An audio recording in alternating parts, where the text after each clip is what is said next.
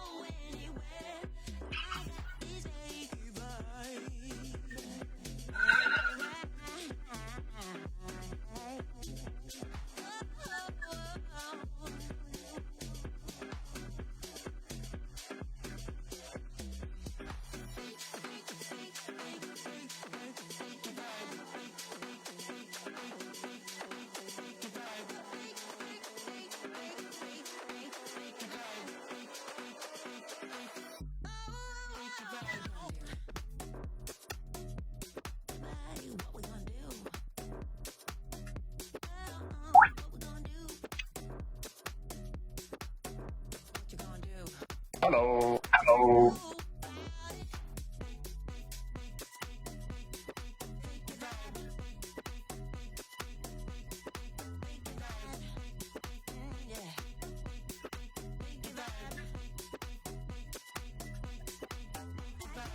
Oh, for God's sake.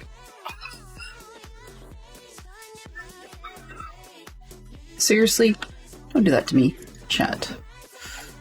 This cat.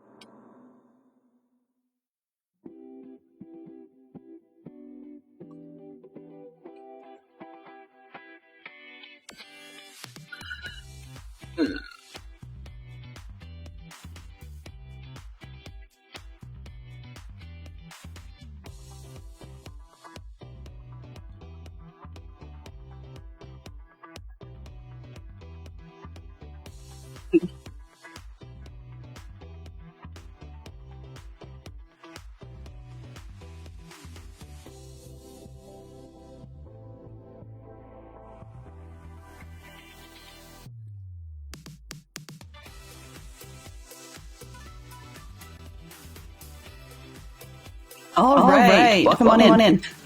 Today, I had caught up to by collection of Lego kits, and so I didn't have anything in storage in my magic closet. Turns out Fox did in his magic closet. You know, that's the way life goes. Echo!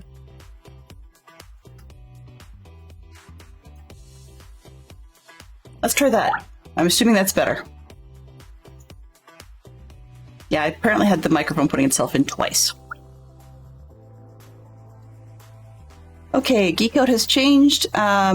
Miscellaneous category from the aughts. A Broadway show based on TV or movies. I can do that. Yeah, I had... Here's the sound. I'm glad that works, actually. Okay, so this one probably sounds worse. That's my bet.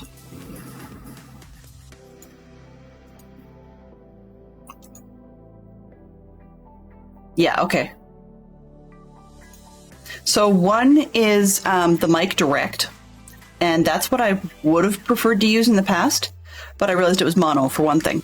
Although for some reason, the other one being stereo matches. I don't know. And I'm peeking. Lovely.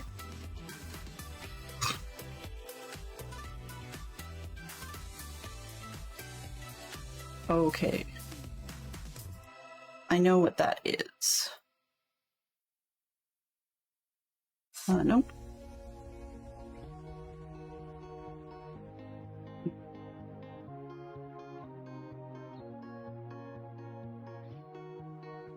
Can't spell sound when you want to.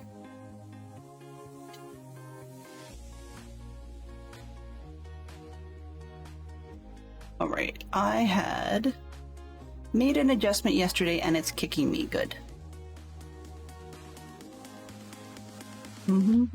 Nope. Always something. That one.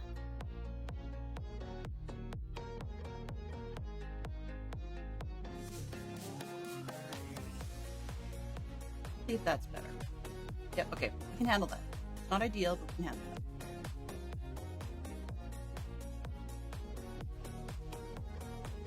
Better. Okay, we're getting closer. Yep. Peak sometimes, but not bad. We can handle this. So basically what happened was my computer was being weird and oh, that's loud. There you go. Interesting. Okay. There's a system setting thing I didn't know what was there. That's cool. Okay. So anyway, better. Long story short. So Fantastic Sherlock Fox decided to fill that hole. So the set you see on screen, which is actually, we're going to have some glare today. The set you see on screen is this one. And yeah, that looks a little weird, but it's the Indiana Jones fighter plane scene. So from, I believe it's the one from basically Indiana Jones and the Last Crusade with what's his name? Of course, Harrison Ford, always. Why can't I remember? Anyway, Sean Connery. There we go. So we have a Sean Connery character minifig this time, which is awesome because that's one of my favorite, well, it is my absolute favorite character in that film. Geek Out is actually based on TV or movies, or movies. Then yeah, don't know about Hairspray, probably maybe based on a movie. The movie actually came after the musical, if you're referring to the Travolta one. There's another Hairspray one that came first, but it was once again based on a stage play, which was written by, oddly enough, how do we put it? Back in the day, they would call them only something like an individual cross-dressing persuasion. But yeah, bit of a strange thing. I believe the character's name was Divine, but anyway, point being, so the stage play came first. The TV show or musicals. We now have musicals. Yeah, Stranger Things is now on Broadway, which I think is really, really odd. Then we have Mean Girls got a musical out of it, which is based off a TV show, and that's a little disappointing, but you know. Or movies. There's now musicals of Legally Blonde, which I thought was kind of weird. What else have we got? TV or movies? That's a good one. And I missed pinning the QOTD.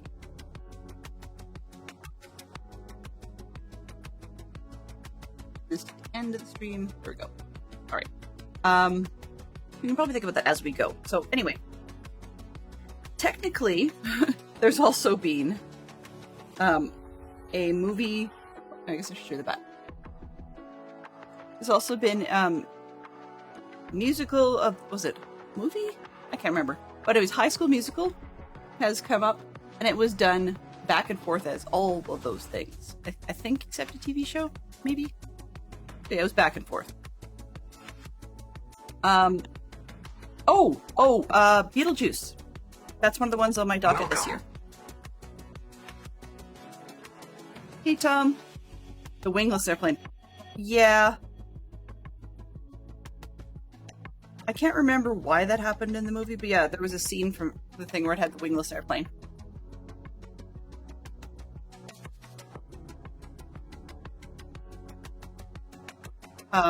This one doesn't come with birds, although I think it could also be the bird strike situation could be done with this one, which Fox knows is my favorite.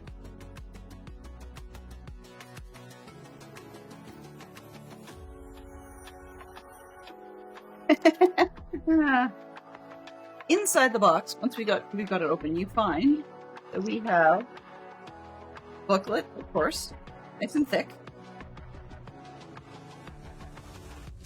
And by the way, for those of you that are not aware, so that people can't scan the boxes, these, I believe, are what you scan now to get your points for Lego. So Fox actually has a whole bunch of points waiting, because I keep saving the booklets and forgetting to give them to him. So, yeah. Okay. What else we got? Put in the box down. Got a sticker sheet. When I was looking last night, I heard this one will be a nightmare, because it's transparent, and so therefore you can only place it once. And if you screw it up, you're stuck, because just about anything you do will ruin the sticker or ruin the glue underneath enough that you'll see it. And so once you've placed it, you're done, and it goes on a curved piece, so this is going to be fun. But other than that, it's an 8+ set, so if an 8-year-old can put up with it, so can I. We've got a couple printed or stickered pieces for doors. I'm not sure why Lego made that choice. We'll find out as we go. Probably do with the style of the car. And we have 3 bags today. 3, 2, 1. All right.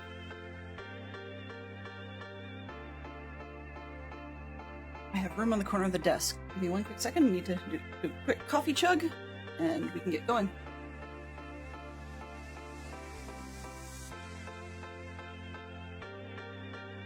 Okay, now, I do ask that you guys let me know how the quality is over the course of the stream.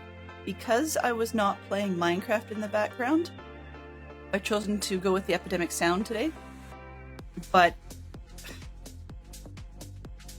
I don't get it. It seems to insist on being CPU heavy, regardless of what you do.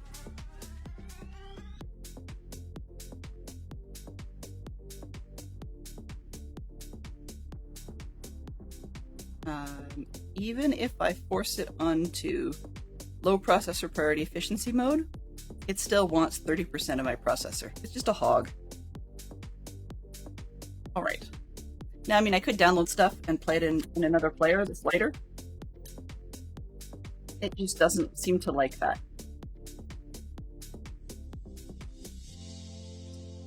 I'd have to know what music I want, and I don't always know.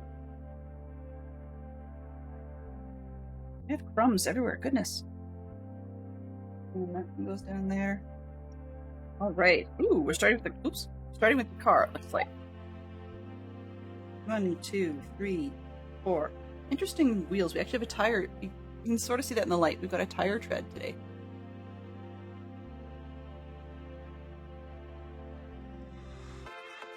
Adjustments. Take the brightness down just a bit.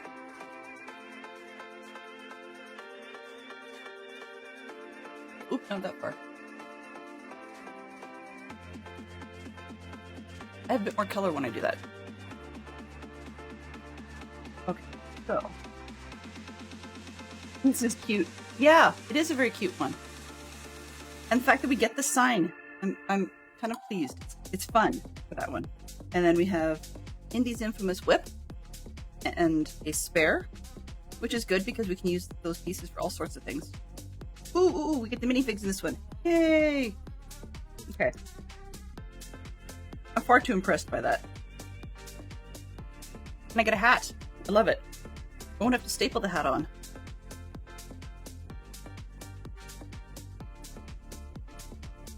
There was a joke about that. I mean, we've talked about it before, I think. I can't recall. But, where Spielberg decided that Indy could not lose his hat. It became a thing that Indy would not lose his hat. So yeah, it's a corny trope, but it's one that Spielberg is well aware of, and he actually designed it that way. They started that in Raiders, apparently. But by the time you get to Last Crusade, it's a bit of a joke intentionally. And so in one of the scenes for... I can't remember if it's Last Crusade or not. Because I've seen all of the movies. And one of the... Actually, no, this is a short enough build. Let's start a poll. Okay, platforms, polls. Excuse the arms for a brief moment. Add a poll.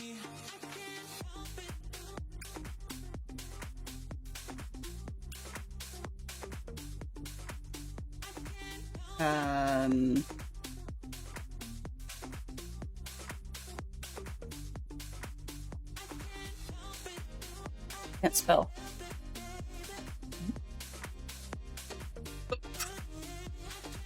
Newt. Newt. I wanted not. I said Newt. Okay. Any WT? No. I'm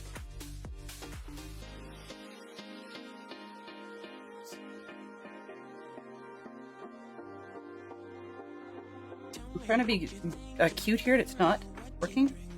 I'm tired, apparently. This one. And,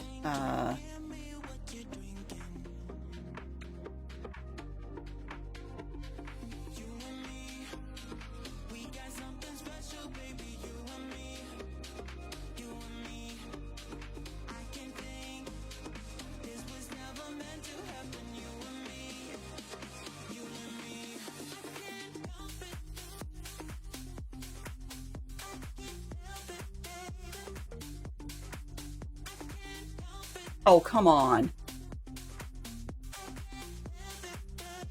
It's short 2 characters.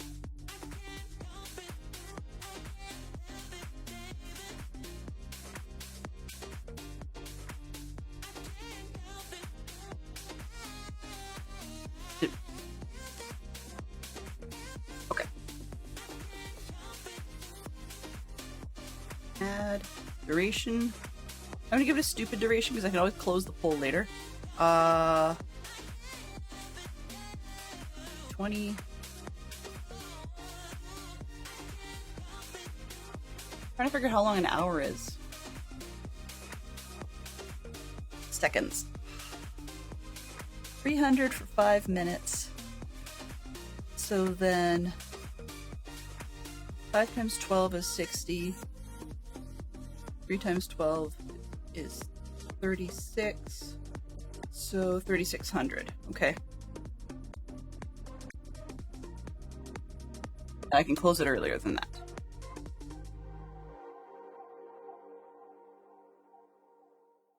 Oh, huh. It snapped to 1800, so it may not like polls that go for an hour, but that's okay. So I'm going to move that one just so that we can keep building while it's there.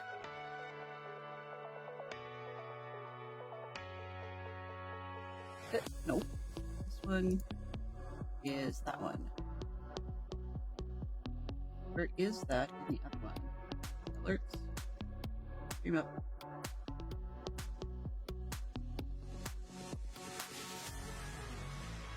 That one. Maybe. No, undo. Just trying to figure out where I put that.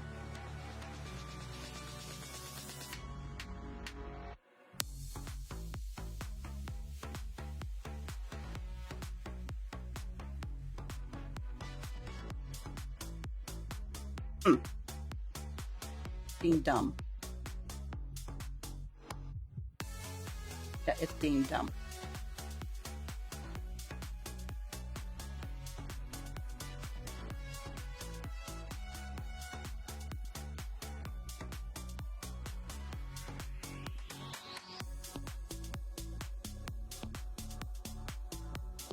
Okay. That one, I might have to make sure we don't have on screen. That stinks. I'm going to take the poll off the screen today because it's being dumb. Huh. That's the one. I was resizing the wrong piece. Smart. Keep going.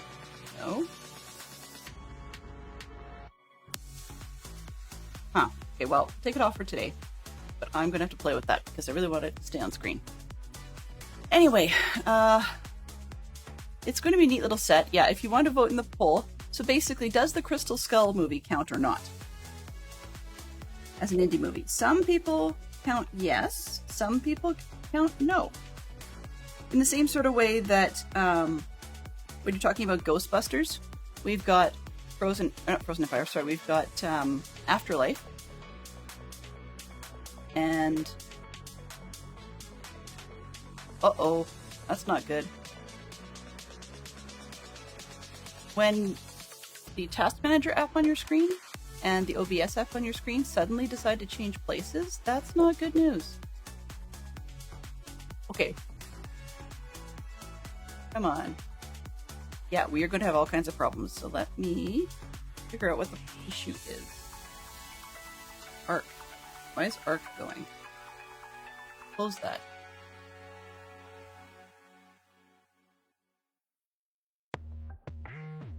Okay. See if we can get this thing to cooperate long enough. Nope. Not happening. So, I know what the problem is. I'm gonna switch the music and kill this expensive one. I'm really enjoying the Spotify, the other music, but unfortunately, I figured even without the game I should be fine, but we keep pegging, so let's switch it out.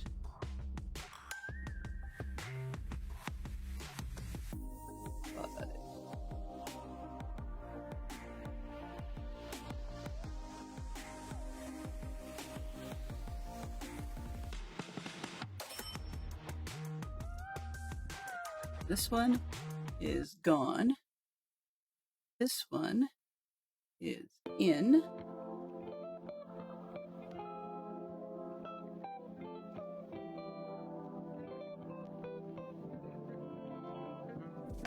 I don't know why, but we're done. I'm just done.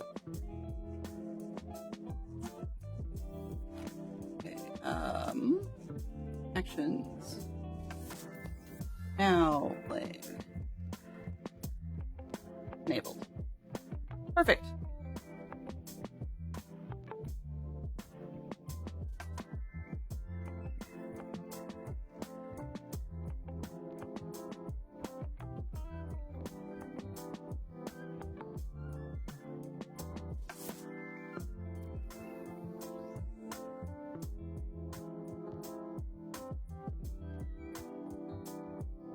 Whatever. Let's just get building.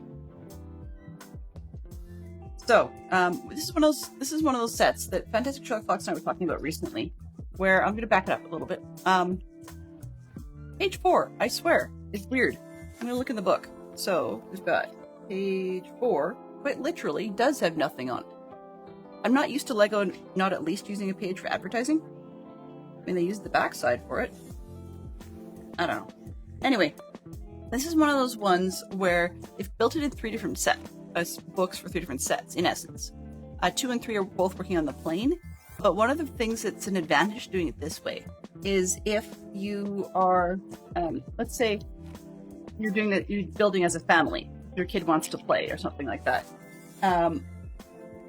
The advantage to building or to having it split up for a complete sort of mini set within a bag means that families can build together, whether it be 2 siblings, whether it be parents and kids, they can all build together. And that is definitely an advantage that LEGO seems to be going with these days. This set doesn't really need that because, of course, it's 2 parts, but you could theoretically play most of the scene where the pilot has no wings by the time you've done the second bag by itself. You don't necessarily have to do the third bag to get that part of the scene. And then the first bag gives you a playset that you can play with right out of the box, so to speak. Okay, so let's get a move on. First things first. We are starting with Indy himself. The man, the legend, the badly shaped. Okay, so Indy has a double-sided head, which is great, except he's got a fedora rather than hair. So I'm not sure how well this is going to look, but also it's not a standard hat. This one, I'll show you really quick, has the hair built in because of that, because of the double face. So it's not just any LEGO fedora. And you can see it's got a hat band on it, which aside from being unnecessarily visible, because it would not have been for Indy, like I would have easily given them permission to do it the same tone as the rest of the hat. It's nice that it's a molded second color, or printed, I guess. There is a ridge for it, but it's printed. But the hair is definitely a molded second color, because you can see it. I don't know if you can see the lighting, but it actually is the darker brown up inside the hat as well. So as for Indy himself, start with the back, and then I put the hat on. So he's got a lovely printing on his back. There we go. And The lights don't want to show up, but yeah, you can see the best of it there, with the rather comically quizzical face. That's a very Lego thing to do. And it's not showing well in the camera, but he's got, I'd say 5 o'clock shadow, because that was very forward through these movies anyway. There's the front. And so he's got his sort of, he looks a bit like a Boy Scout, to be honest with you. But he's got his belt and holster and button-down shirt. With a tie.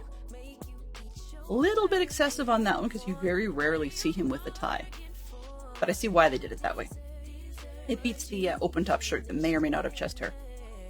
And but they did go to the detail of printing the zipper in like a silvery color, so that actually is kind of nice. Neat little feature there. And the belt is done in a golden color, so that works cool.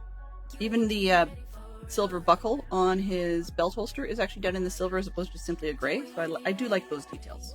And put his hat on. And then, of course, he needs his iconic whip.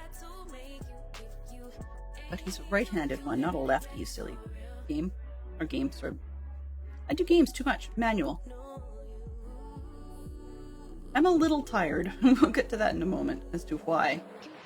But not necessarily thinking the clearest moment. There we go. Okay, so we've got our Indy. And we'll just set him, let's put him right up top. Because that'll give me an indication of how far up I can work. Nope, no go. Bottom corner? Nope. Jeepers. I really have everything zoomed in today. So we'll hide him for now. Let's see, the second one, we've got Dr. Jones Sr. Now his head is not double-sided. Okay, we have nothing on the back. But he is fairly decent on the face. They've actually gave him a white beard, which is difficult to show on camera. So we've got a two-tone color going there. And they did a good job with his outfit. I quite like that. And he's got a hat, too. Where did his hat go? There it is. He's got basically one of those safari hats, except rather than giving it in brown, they gave it in gray, and I can't recall if that's movie correct or not. Come on. There we go. Oh. And it pops off really easily. But on the bright side of the gray, it does match his mustache. For what that's worth. Alright. And his little accessory, if I could find it, is, I'm assuming, his book, his journal. Nope. Where could it be? Maybe not. His might be a suitcase. Hard to tell. We've got a suitcase here randomly. Even though the picture I would have guessed was a book, but maybe I'm just not seeing where things are. Aha! Found it! It's not a book.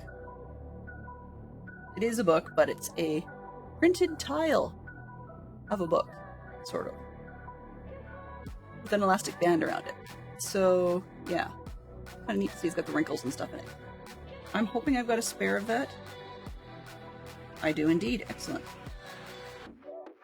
And they both seem quality-wise about the same, so I'll set the spare aside and give Dr. Jones his very important journal.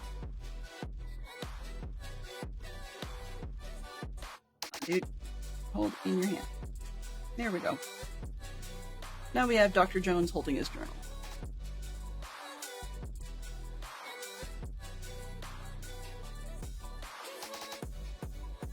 Oh, right. Like, Indy. No, that was the dog's name. Yeah. Uh-huh.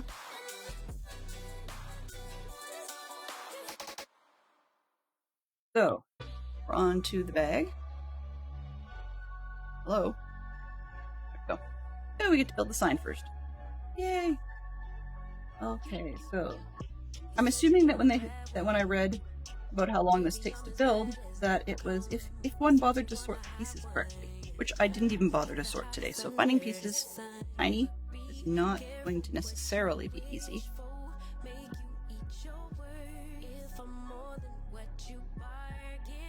We do get to go straight into Stickerland,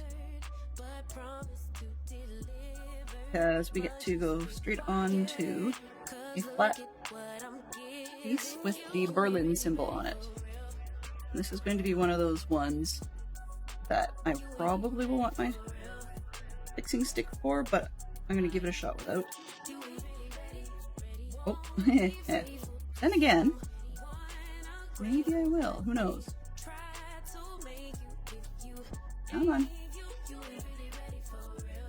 Oh, not bad. Okay, take that. I'll take that. Sure. At least it's spelled correctly, which is more than I can say for some sets. And then that goes on the post. So here's our signpost to Berlin, which is still in the picture level. And of course it twists fairly well because it's Lego. But I think it would have been funny, and maybe it is in the Lego Indie, for them to like have spun the sign in a weird direction. And then they've actually got on top of that something else. So we've got one of the telescope type pieces, and then we add to that another stickered piece. It's going to be the Caution Train Tunnel sign. Now I have to see vertical. Okay. Wants us to put the sticker on afterwards, but I think I'm going to put it on first just so I've got more control on the piece. Now, this one I'm a little bit more concerned about getting straight, but you see, it's still coming off the same transparent or translucent sticker sheet. So some of these stickers actually have like white in them, whereas the rest of that one piece is large and clear. It's funny because I can think of plenty of layouts on there where they could have actually given us two smaller sticker sheets and not had to have the big colored one, but whatever. Come on, get you straight. I see it. See it straight, and then I can't get it to go down with my fingers in the way. That's again.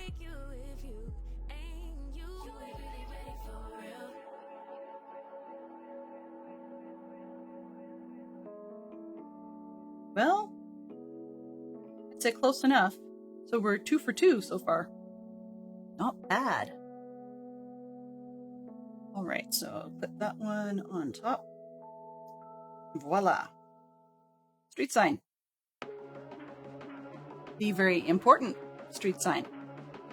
Because as Tom correctly picked out earlier, this is the warning sign for the train tunnel that had resulted in Airplane with No Wings.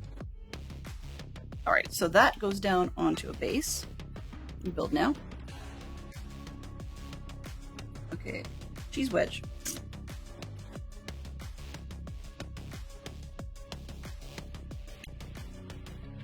One lamp thing, I can always use more of those. Mental note.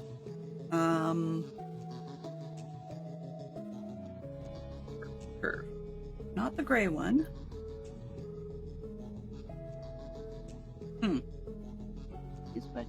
Yeah. I'll find it in a moment. Probably like on camera in front of my face, but not finding it at the moment. Okay, so cheese wedge. I mean, this is your chill Friday or Friday day, whatever part of day you're on. And plant will go on the edge. I can always move or remove that. We're looking for... There it is. Found it.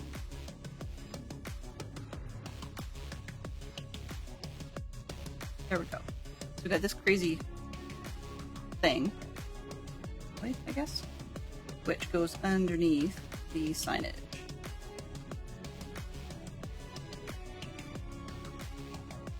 Okay, there we are. There's our sign. Sign to Berlin. And yes, I butchered that. Christine Frog would be completely unimpressed.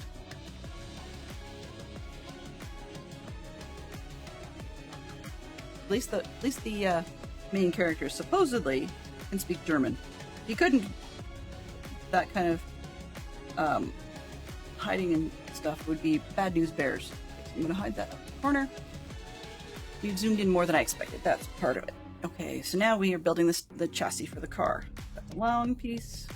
This one.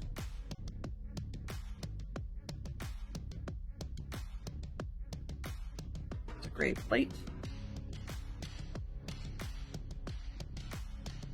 And from what I've heard, the car, even though it's a very small scale, actually has a relatively decent level of accuracy. Now, truth be told, I'm not much of a car person, so I wouldn't know. Usually cars in movies, you know, they modify as minimally as possible because of the cost involved. But there are definitely times where they take a car and completely make something of their own in the movies. First spot of that comes to mind is like the Chitty Chitty Bang Bang movie. That car does not exist. And there was one other one, I'm trying to remember what the other movie was that we saw, like a clip about. But anyways, we were playing Monastic Shock Fox time one night this week, or this past week I guess, had played a game of quizzes, you know, on the internet, where they do that whole name the movie by X thing, like the iconic song or the iconic car or something like that. And oddly enough, I was surprised. I'm really not a car person, but I knew more of them than I figured I would. And there were one or two I knew that Fox didn't, but I'm not sure he would have seen the film, or at least not consciously enough to remembered it. And there's a lot of films I didn't pay attention. It's a car. You know, whether it was a Thunderbird or a Mustang, I could not tell you. You know, that sort of thing. But there was one or two odd ones I did know that I was surprised. Another place where the movie crews sort of invent a car more or less out of nothing was Death Race 2000.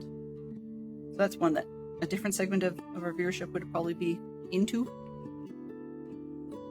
Okay, so now we've got Technic pins. Woohoo! 1, 2, 3, and 4. When it comes to actually attaching the wheels or the wheel rubber, I will get a little bit picky about the injection molding points again, as I usually do. Because I forgot to look on the back, and I think I got it right. Okay, there we go.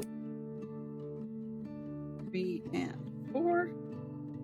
I do like the fact that they mount solidly. I mean, we don't have any springs, so it's not going to be a super accurately functional car, but so far, it's actually relatively impressive given the scale they're working with.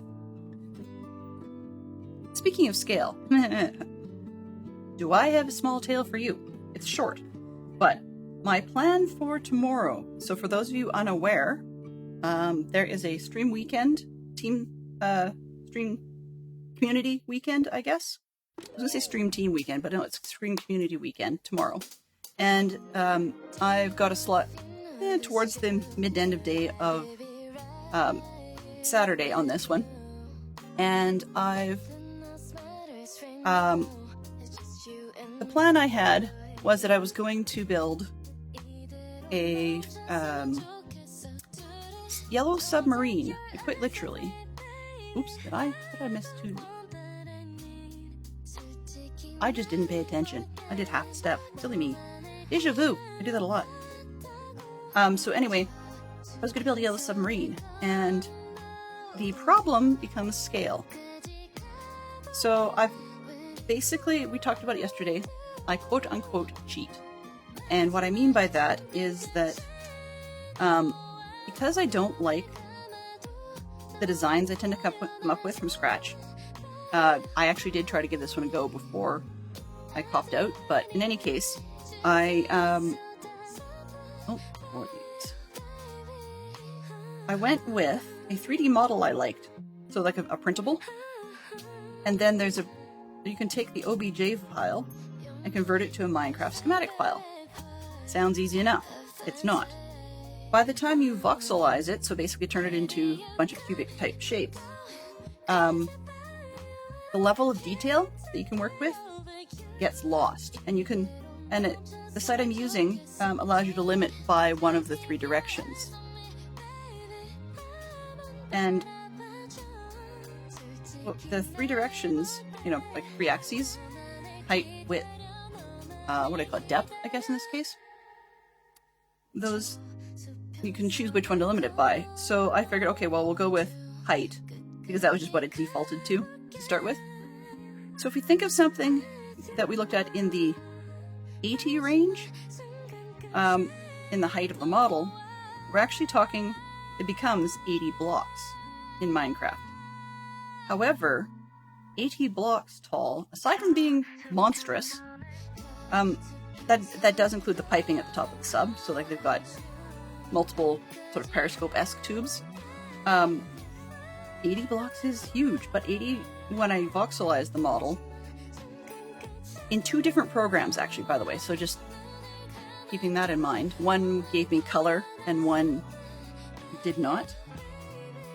So if I wanted to make, say, a statue out of entirely wood, I don't know why I would, but if I did want to, then I could do it in a different website. But so I tried both just to see if they would change the look with the same parameters. No, still the same. So 80 lost a significant amount of detail. I thought, well, I can push it. Height's not a big deal, Sherlock Holmes was 70 tall. We can deal with this. Well, I didn't think about it. What does that do to volume? Right? You increase the height, you increase the length and the width. So your volume overall becomes ridiculously big. Resulting effect was when I made it tall enough that it didn't look quite so corny, it came out being so large that it's easily larger than the entirety of the Woodland Mansion. So, after stream, one of the things I need to do is think about or figure out what I'm going to do with that information. However, up to that point, I had pulled a late nighter. This is why I'm tired. Because, of course, when it voxelizes and stuff and adds color, some of the color elements don't quite translate properly. So in other words, from a cartoon, you would lose a bit of the line definition on some of the parts of the sub. So I was just going to add those back in, do a little bit of color correction, because the model that I'd used as a base didn't come with a ton of color selections, I guess, for various different parts. Like some of the parts were linked, and so they became the wrong color together. And, well, as in one would be correct and the other would be wrong. So I was fixing some of that. And that's what I spent a good amount of time doing last night. Because, me being picky, I guess, had gone and done my research and found a sheet where it was one of the original, color model sheets that was designed for the movie in '68. Saying, okay, this is what color this piece is going to be, and this is what color this other piece is going to be. And surprisingly enough, there's an awful lot more orange on there than one would perceive. So a lot of the models since then have actually been using reds when it should have been orange. So of course I was going in and merrily clicking blocks one at a time to replace in my creative world, and spent way too much time doing so. And then, so I got, some parts had lost a bit of definition, but I went in, started putting some of that back and so forth. All that to say, I woke up this morning super tired and went, oh, really? Did I actually just have this realization?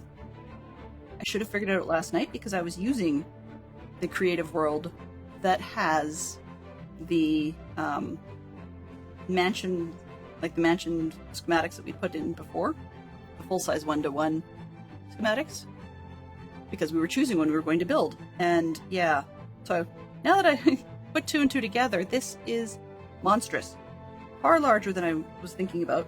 So I did a quick check, and unfortunately, when one thinks of the Yellow Submarine, one of the first things one thinks about is you've got the yellow sub, but you also have a white top to the sub. So I did a check on how much white we would need, because apparently by having 2 different tones of yellow, the white became the most used color. And regardless of what I made it out of, whether it was white concrete or whether it was sandstone or whether it was anything else. Oops. I get distracted, I do something wrong. So whether or not it was any of those things, I still was going to need over 5.5 shulkers of the block for that one color. Followed not too far behind by each of the 2 yellow tones. So that probably gives you guys who play Minecraft a bit of a better idea the scale of this thing. Yeah, I think what did one say? 5.38 shulkers. Some of the thought pieces that I thought were barely accents, this particular website I was using can also calculate for the light amount needed. So saying I want light level 3 is my minimum. That came out to be, what was it? I think it was like three and a bit stacks of frog lights. So yeah, I'm not sure what I'm going to do about this. I could go ahead and build it, but that definitely means none of the locations we picked were going to work. The nearest spot I think that would work would be out past the pillager outpost we saw, because there's a bit of a ocean there, but I'm still not even sure if it's deep enough. Like, I might have to pull a Swanky and start digging, and that's not the point of the season. Like, I want to be able to do more than one thing, but it does let me know that my plans for the Nowhere Man character were a little bit bigger than I'd originally thought they were going to be. So I definitely have to go back to the drawing board on that one. The major problem, though, the major reason for the challenge is actually that I've yet to find any program that will convert one to the other in such a way that it actually knows about anything other than a full block. So that's part of it, is that if you're only talking full blocks, then you're going to get problems in scale. Otherwise you lose detail, right? For example, just sizing alone, if you think about the amount of detail that would be preserved in 2 rows of blocks, so one like kitty corner to another, then you could replace that in 1/4 scale with stairs. So there is that possibility that I could try, and it would take time to design, but I could try and use this sort of concept model to go in and basically make it, copy it piece by piece, 1/4 scale. I'd still run into problems, but 1/4 scale of what I've got might not be a bad idea. Giveaways when the windows end up being, if the window frames, portholes, end up being the viewing section 6 squares across. Like, okay, well, I was thinking of putting like armor stands in behind that. If it's a porthole and it's 6 squares across, you got one massive porthole. So yeah. As I said, Fox and I will do some brainstorming. Hey Swanky! Wow, you must have heard your name. Your ears are burning. Welcome. Welcome on in, Swanky. Yes. And if you didn't, I was joking about your underwater digging project, because I almost walked myself into one of my own.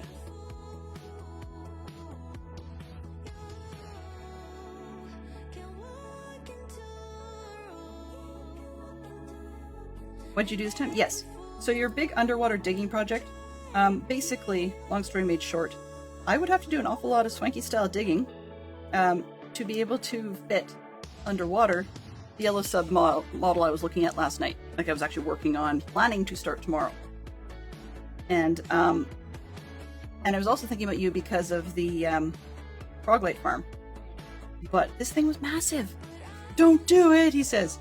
Yeah, well, that's the other thing is, I mean, where I was digging, I would end up with gravel galore, which is not necessarily a problem because of the amount of concrete I was going to need, but then I'd have to go dig up the sand, and it just got to be kind of crazy. So I need to come up with a different plan. Worst case scenario, we will have something for a project tomorrow. What that project will be is now anyone's guess.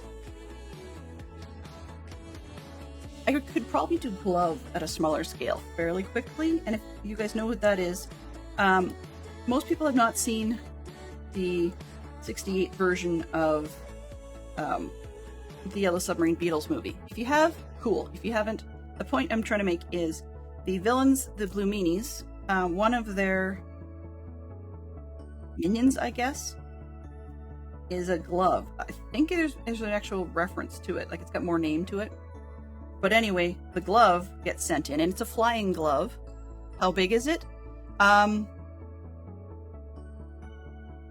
We're talking, I was just mentioning colors, so if you've got a loose image in your head of what the the Yellow Submarine would look like, it definitely outscales last season's shopping district version. But the white section of it alone was going to be over 5.5 shulkers of white. Whatever white product I used. So, yeah. Need to scale down. It would easily outstrip the size of the mansion. So, no. Just no. Live and learn, you know? Mistakes get made. I just wish I hadn't spent the time last night correcting it. I mean, I will probably paste it into a creative world at some point as part of my semi-archive. But we'll probably not actually build it on DC's server, because that's too big. Need to bring it down a lot. The issue was, as I was mentioning, was that if you do details in smaller blocks, then you can save yourself a lot of scale. But the program I was using does not, is not aware of, per se, anything other than full-size blocks. And I think I know why a little bit, in that it, turn it around. Sorry, it would have to be, looking for the dark gray, this one, there we go. It would have to be aware of an awful lot of things, not just keeping up with the copper and so forth, but also things like stairs and what pieces could be used for what in different orientations. So in other words, if I was making a cart, I could use a gate, and that would look a little bit like some of the horse mounting hardware on the front. We can manage that sort of deal, but this program does not know about that sort of thing. So it makes it a little more challenging to get the scale down correctly. Yeah, we're looking at over 90 some odd blocks high minimum. I think I might have actually gone as high as 110, which is not great because the periscope element at the top of the submarine is not actually as tall as it probably should be, to be correct for most images of the sub. So yeah, volumetrically it got to be ridiculous. Now, it is mostly hollow. I'll give it that piece of credit. It's mostly hollow, but mostly hollow still had what were deemed viewing decks. So if I was to be putting in models of the Beatles looking out the windows or something, there would be standing space for them. However, at the moment, the models would be probably about 3 or 4 high. No! That's the thing. So, the trick I use, Swanky, just quickly reiterating again, is, while I pick off the pieces, the trick I use is actually, I find a 3D printable model I quite like, because I was trying to design it myself and was not getting results I liked. So, I found a 3D model that I liked, a printable one. And then there's a website I use called, is it OBJ to SCHEM? Or is it, I can't remember if it's SCHEM or if it actually spells out schematic. And I did part of that backwards, which is good to know now. So, long story made short, that come on. I'm gonna pull these two out, so put them in backwards anyways. Did I? Okay, so this bit goes in here. It needs to fit down inside. Yeah. That's why those are hollow pins.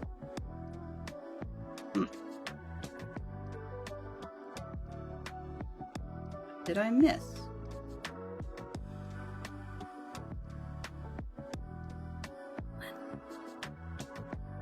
that's fine. If your stream is skipping, it's probably me. I apologize highly for that. It's probably something I did. And I say that with confidence because I was playing around with using Epidemic Sound as a source. And Epidemic Sound is a serious CPU hog. So I stopped using it direct. I was actually trying to get some more variety than what they've offered up to Spotify. But Spotify appears to be a far resource lighter situation, which is weird. But there you go. Let's put these back on. Now that I know what I did wrong, that fits better. I had forgotten the 2x1 little tiles that are supposed to go on the side. No problem, Mama Bear. So anyways, well, yeah, so what I do then is I found a 3D print I liked. You get the OBJ file or the GLB file, either way. And then you can, then in this website, Object to Schematic, you can convert, you can tweak out the basic colors of sections, so you don't get to select them. It's whatever was put into the 3D print model when it was designed. And so then, but you get to wrap the textures on it and so forth. And thankfully this person who had made the model did a great job offering textures for the main part of the body, so the red wraparound and stuff that people see on the sub. They did a great job of that. And most of the other pieces were colored okay. I could just take a color and do a find and replace. But it was not ideal. It's gonna be one of those pain in the neck ones to place, isn't it?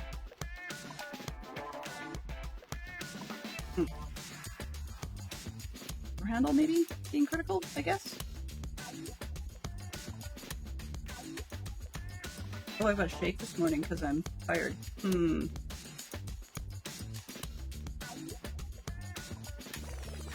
Okay. That's what my shake does. I should have a shake like that more often. I'm kidding. It's probably the coffee kicking in crossed with the meds slowly kicking in for the day. Alright. So this is a translucent sticker. You can see we've got, oh, well, if it doesn't focus, whatever. We've got some dirt and scratches and whatever on the vehicle, so that's fine. I'm assuming I want sticker 10. Yeah, okay, sticker 9 on the other side. So, so when I convert the model, I can wrap around the texture and whatnot, and then I can tell it to voxelize the item, turn it into little squares. I mean, as you do. And but that's at the point where you decide which of the 3 axes you're going to constrain on. Oh, finger doesn't fit. So by converting it that way, I will often convert it multiple times just to see how much detail I'm losing. Its default suggestion would have been 80 blocks high, which is still pretty big. But I thought, let's give it a go. And I didn't like how much detail got lost. That's why I made it larger. Not putting 2 and 2 together at that point. You know, 80 squares, fine, no big deal, whatever. We got this. Yeah, well, 80 is fine if that's not being 1 block or 180 block for every Minecraft block. So then that's fine, but when you start wrapping your head around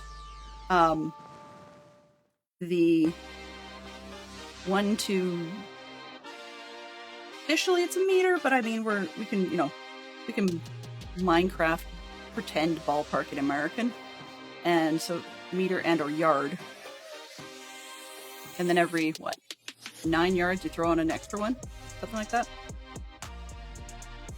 But point being, it's big. It got big fast, and I felt dumb when I figured that after having spent a good amount of time doing color correction on the model that resulted. So yeah, smork, one of those days. So, yeah, I don't think I have anywhere near me that would actually have enough space without some major digging renovation. And even there's a little ocean near me that I'm not even sure if it's deep enough either. And if it's deep enough, then it wouldn't be deep enough to have the decoration land around it. So, yeah, back to the drawing board.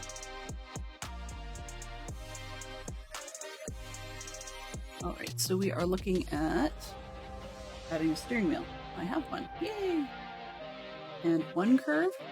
Oh, the dashboard. Right, of course. Oops. In front of the seat, please. Come on. There. I go. But reminding me I'm being goofy.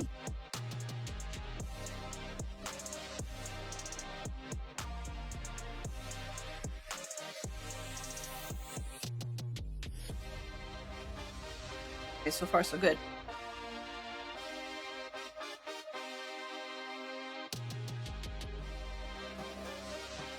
Back to Mama Bear's favorite word, cheese wedges!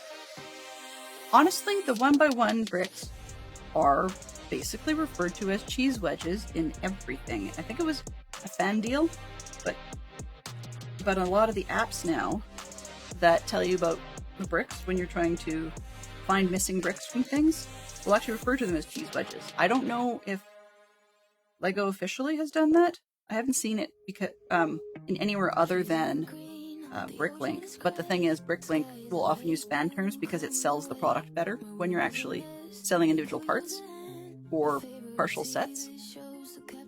So, yeah. You know, as in I wouldn't take that as gospel. What am I missing? Doesn't feel right. It feels like I'm missing something. It did. Silly me. I, quite a ways back, didn't pay any attention and skipped the yellow piece. There we go. It's better.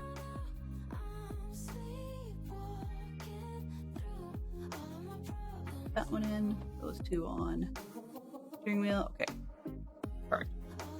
We're back. How I'm missing steps, I don't know. Oh, this is probably part of why it doesn't take I don't take the estimated length of time to actually finish things. So we're officially 1 hour in and I haven't finished this one yet. Although a lot of the review sites say if you're not doing anything else, you take anywhere from about 30 to 45 minutes.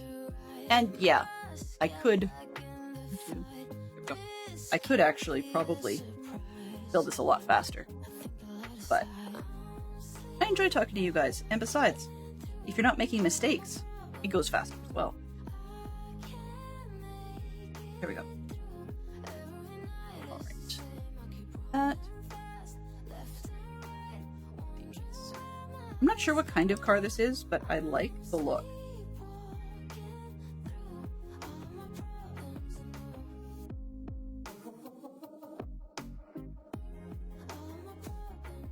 Two, 3, 4. This would be sort of your trunk zone or your boot. I should ask Pristine Frog what they would call it in German. Like that part of the car. He's my German language reference, although I don't actually talk to him all that often because I don't normally have a whole lot of German questions. But my German in school was terrible. It was not required, so I didn't do it in high school. And I mean, French wasn't required at that level either. But I decided as an option, it would be a good thing to take French all the way up. Partly because it's useful in Canada. Well, was useful in Canada. It seems to be getting less so. In theory, it's semi-useful overseas, even though we were learning the Quebecer, which is not necessarily the same as French. And some of our professors actually teachers would talk about that. So yeah, when I got to university, I said, oh, well, at that point, I had an interest in heritage, my heritage, and I'm officially 1/4 Norwegian. So I figured I would go and learn Norwegian. Well, Norwegian is not one of those things that you just learn willy-nilly. So I figured, okay, well, maybe I should take a bridge language and learn German. And so I figured I would take German in school. Well, that was a great idea in university, except that I found magic cards. I had a great interest in magic cards, which messed with a lot of my university, but partly because I didn't know at that point that I had ADHD. And so when I hit the wall of not only having to be in charge of my own time, which of course, as Fox can guess, I was never on time for anything. I shouldn't say never. If it was interesting enough that my brain would be obsessed for the day with whatever the topic was, then I would be Johnny on the spot or early. But if it was something that I just had to learn, or that for some reason wasn't catching my interest that day, it was really hard for me to stay focused enough to get to class on time. Anyway, German was one that I was finding interesting, except their style of teaching did not respect, even though it was intro German, it did not respect the fact that in spite of us being learning German for the first time, they were teaching us things that it felt like I was way back in elementary school, and they were, to say remedial German probably would not have been the right way of putting it. So, by comparison, when I was in school, in elementary school, you're required to take French from grade 4 up, but you weren't required to take French before that. And so, when I switched schools, crazy story on that one, but anyways, I had switched schools, and when I switched, the new school had started teaching French at grade 1, but the school I had left was teaching, I went the wrong way. The school I had left was teaching French at grade 4. So I didn't have the 1 to 3 knowledge for the new school. So the teacher just, would give me little workbooks and stuff, and at first she tried to simplify it, but I very quickly caught up to the other kids. I don't think it was the specialized attention. It's possible, but I don't think so, because quite often she'd say, hey, try these pages in the workbook, and then, I'd go after school or whatever, and then they'd sit and supervise, marking and all that other stuff they have to do. But they would do a lot of that while I was working on the workbook. And if I had any questions, then I was to ask. Otherwise, just get it done. And I could. It was no big deal. So,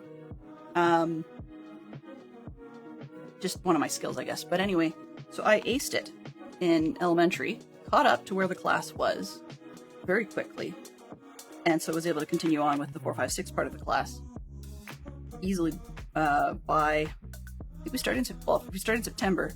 I would say probably by November, I was able to be totally understanding what was going on in the rest of the class. I mean, it's always age appropriate, and in elementary school they like to go with theme appropriate, meaning like October we did Halloween stuff and so on. That kind of jazz. And so when I got to university, and it felt more remedial than the technically remedial French I'd had, I was not impressed. So it was easy to get distracted. Therefore, did not do as well. Distraction was huge. I remember doing a lot of, journal entries. Like they had us write journal entries as part of our assignments. And I did journal entries on sea monkeys. And one of the other guys in my class, I can't remember what his reason was for learning German. But he, turns out, conveniently, or inconveniently, we knew at the time, he's bipolar, which, truth be told, I don't think he's actually bipolar. But that's neither here or there now, because he doesn't live in this country anymore. But he and I were partnered up for a lot of things, and that's because the teacher would let us choose who we were working with, so we didn't have to always do it. And he was into magic cards as well, which meant that when we did our homework and or not, we had the same problems with it. Gee, you wonder why. Same distraction level, and so on and so forth. So, all that to say that was a story once upon a time. There was a reason to that story once upon a time. But anyways, that German is not one of those things that I can easily refer back to. Hence the reason that I talked to Christine Frog at times, because Christine Frog had to have, not just German in terms of like remedial German, but I mean the guy's living in the country, an American living overseas. Yep. Crossed with where he had to learn German to the point where you can learn university level classes in the German language. Language. It's not just a matter of living there kind of stuff, but actually being able to take school at a university level. And as a lot of people are aware. Hello, Blind Bugler, welcome on in. Good to see you. So he's got to know a lot of the terminology and be able to converse and use it quick enough that you're not necessarily dealing with what's the word? Translation. Either that or you have to be super good at speed translating, which is more of an adult thing. It's been discussed in many other situations. So what some of the language learning apps that you find, I don't know if some Babbel and Duolingo do it this way, but some of the language learning apps try to gamify things with as many visuals as possible and give you some auditory cues, but they try to stay out of, other than maybe menus for settings or something, they try to stay out of the English language stuff as much as possible, because they really don't want people translating. That sounds funny. Yeah, everybody's tipped. It's starting to look a little bit like a Rolls, but it's not. But when someone learns a language, very frequently, what people do is they will, as a kid, if you're immersed in it, you'll learn languages. Because basically, as you learn your language, it's whatever, if it's objects, like nouns or something, then they will, you just learn they have two names. That's fine, right? I wish I could think of an example off the top of my head. I was going to say table, but that doesn't help because in French, at least, table and table are generally the same thing. Okay, well, like the color. Okay, so red, for example, in French. In English, it's red. In French, it's rouge. So as a child, one would learn this thing that in English we call red. It's not even, okay, well, red is the same thing as rouge. No, you look at the color, and depending on what language you're operating in at that point in time, you know it's whatever the word is. And that's a thing that kids can do a lot easier than adults. I mean, adults can do it. It's not impossible.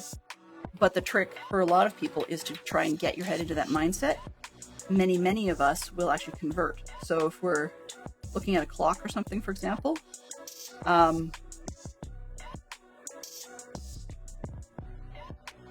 then we will start, seeing the numbers in Western or Arabic or whatever you want to, like, you see them, and then your brain wants to tell you it's 1, 2, 3, and so forth. Whereas in language learning, if you're trying to learn another language, then you would look at the clock, and your brain, as a youth, would probably start giving you the French words for it or whatever, de toi, and so forth. And yet, and I think the Spanish one today, it used to be all over. Anyway, the point being, that one, that you'll get the different words. Like part of the reason I can't do my German numbers anymore, to some extent, is because mid-90s, I spent a student exchange trip to Sweden, and there's a bit of learning some of the elements for numbers or words or whatever in Swedish. And that's very similar to Norwegian, so that's part of where the interest in Norwegian had come from. Oops.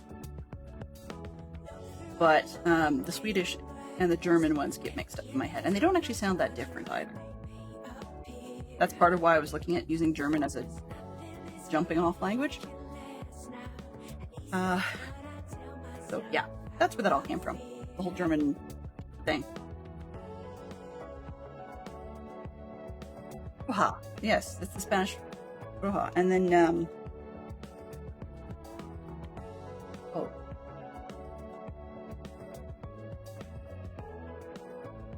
Yeah. Anyways. And the other thing I find derailing into the language bit, which is part of why this is bugging me that I'm not remembering, is there are rock music songs that have various bits of other languages in them, that like where most of the song is English. So you get, I'm not gonna sing, don't worry. So you got like uno, dos, tres, cuatro, cinco, cinco, seis. And I couldn't remember that for a minute. But the other part of it is in North America, or in Canada. We're not just North America. Wow, that's even bigger arrogance than certain American people I've met. But where I'm going with this is that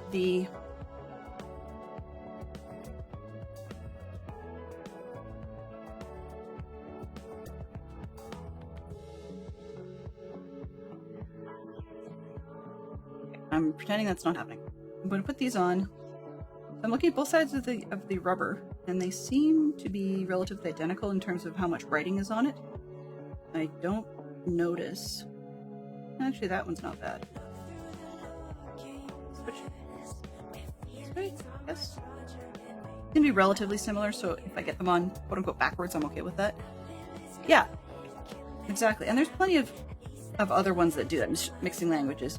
We also had songs that were popular on this side of quote unquote the pond, or the Atlantic Ocean, with like 99 Red Balloons is the English name of the German song. And I'm not going to bother trying to pronounce that one because it sounds... Oh. It's not that I don't want to, it's just, yeah, embarrassment and all that. But the point being that... Where am I going with this? We get exposed to it in our media. So there's the rock music songs. In Canada, we had, for the longest time, we had American Sesame Street. So the good old Sesame Street when it was actually good, or was actually interesting. Oh, I see. Huh. Okay, I'll show you guys. I am so used to the Lego cars using the bespoke version. And I had just assumed that was going to be the case on this car. But it's not. They use the other side, which I would have thought, that's ugly, that's the inside. But I didn't think about it. If you see the little divots in there, that's almost like one of those cheap end steely type of hubcaps. So that's what they're going for. Huh. I never would have thought about that. Okay. And because I inverted it with the suitcase inside, I thought. Anyway, so we had Spanish in our Sesame Street for a long time before they switched to Sesame Park, which was apparently made by the same people, purposely designed. So there's your car. It was purposely designed to have the French for Canada. Surprise! So Sesame Park replaced all the Spanish with French. So we actually didn't have a character. Yeah, we didn't have a character next door to the general store in Sesame Street that spoke Spanish. There was no Luis or whatever. They didn't just swap it out and refilm that bit, like quite literally. Any sections that had that on it, as far as I remember, were clipped entirely, so we didn't get the Spanish. And they would replace Spanish-related sketches or short segments with segments instead involving a polar bear an otter, and frequently, what's her name? Character was Edith Prickly, so they switched it. Okay, so now we've got car, and we've got the signpost, and we've got our fine characters. I'm going to put the characters in the car, just because it makes it easier. Ah! And his hat pops off. It's interesting because in quite a lot of scenes, you actually do see him with a more normal hat as well. Movie correct-wise, if I happen to see another helmet like this while I'm looking for other pieces at our local brick shop, no, that's not the local brick shop, that's a totally different city, but our local brick bin, I guess, then I may switch it up for a different color hat, something more in the tan or nougat style, as a cross, because really there was another look where he was wearing a hat a little bit more closer to... Anyways, it's not quite the right look. It's close, but it's not quite right. If I can make minor changes without... Oh, I see why they put this left-handed.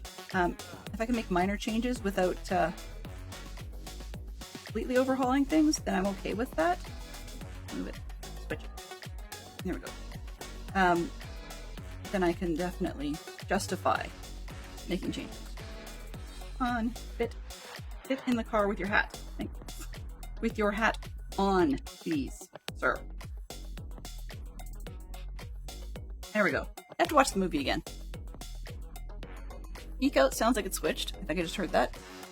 Nope, it's not. But Geek Out currently happens to be 4 bands or groups which have 6 or more permanent members. 6 or more?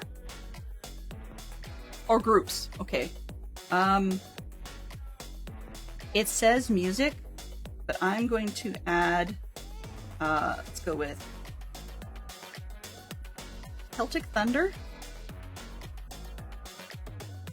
And in the same vein, the current Riverdance troupe, because they're actually, that's all they do. There we go. Okay. They sit in the car, drive them into the sunset, and we'll get onto the airplane. And I apparently am being master today of stretching things out. Totally unintentional. We're now starting bed 2, which should not take an hour and a half, but, you know, I do.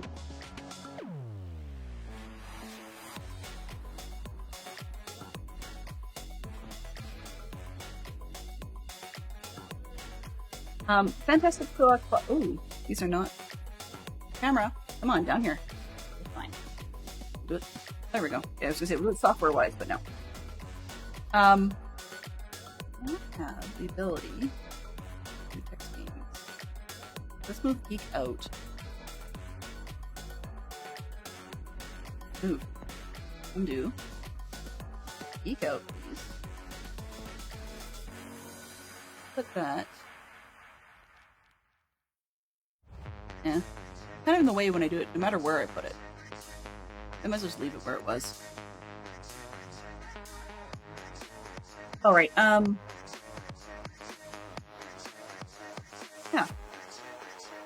I was wondering the other day about people like Dadcraft and continuing on and finishing some of their projects off camera. Now, part of it is numbers, because I am well aware that my viewership on a Friday, particularly when I'm in competition with another person in our own stream community, my numbers are lower, and I'm fine with that, you know, because this is my break, so that's fine.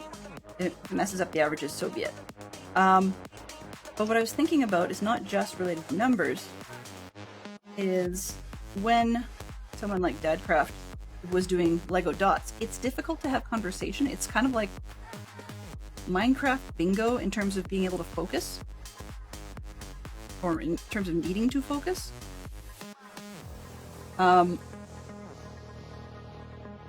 So, like, it's one thing when I'm looking at a set of instructions, but it's something totally different. Wait, come on, wrong way.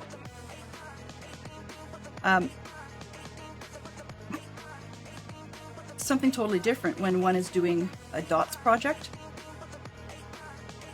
Fairly similar and in problem sense.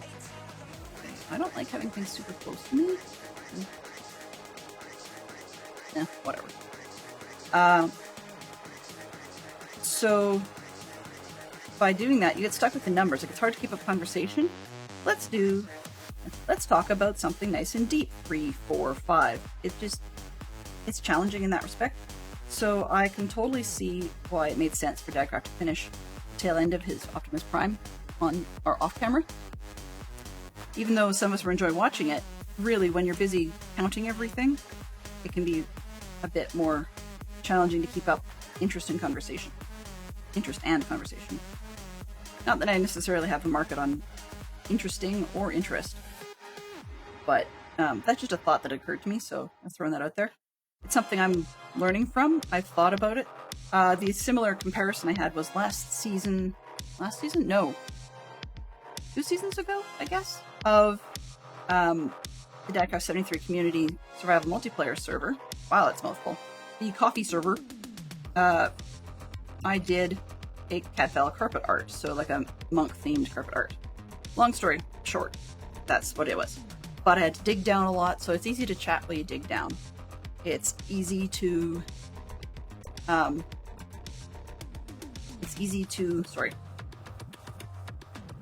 chat while you're doing that. But then when I got to the laying carpet part, where it was somewhat similar to DC's dots that he was doing with the, technically his was studs, but I'm not gonna split hairs on that one. As he was doing his studs, he was counting as he went, and the same problem I had with the carpet. I was counting as I went. And so the interest level of the conversation dropped like a stone during those sections. And so I can't, in hindsight 2020, the fact that I kept working on it off camera and then would give people a catch up before we kept going was intentional, knowing that it was very samey in certain parts of it. And one of the things that I had the advantage of by using a cross-stitch program for my design, which something like dots, I would probably personally do that as well, as in, like, I would forcefully take the time to put the thing into a cross-stitch program, or a program that had a tracker line. But in any case, I skipped doing the minifig.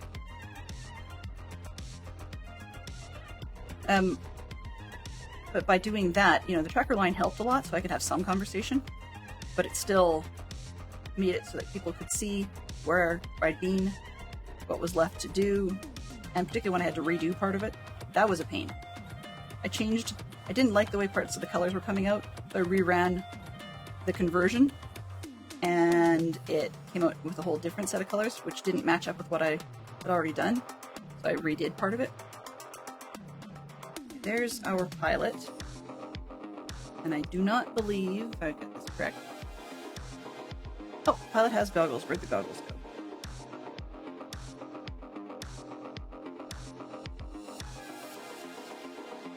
See the goggles? And I think, it's pilot for this one. He's got his own printing on the front. But I see the goggles and I think of the Star Wars Anakin sets. Little Annie. Yeah, this is definitely the pilot. He's got a print on his back. And while the 10 is probably a little bit too light, I don't think I'd want to have it too much darker, because by the time you get the guy in the plane and the shadowing of the canopy, it would be challenging. Okay, so we are down here. Yes. There. Okay. So it's one of those, live and learn things. I would not do it again. Well, okay, that's not true. I might do another carpet art, but I'm debating whether or not I will do that on stream or not, because once again, it's the counting, right? That's just not as exciting. So, it's a thing.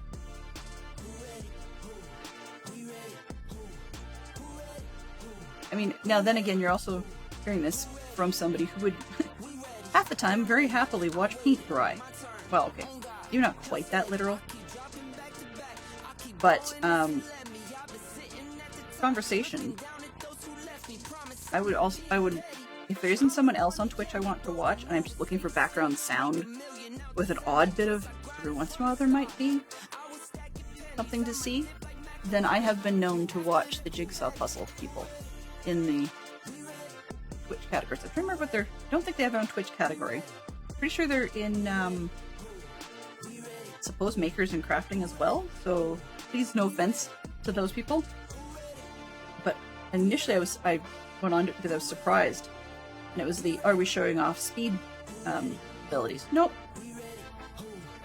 Or it's like watching Old Man Chadley doing his cross stitch.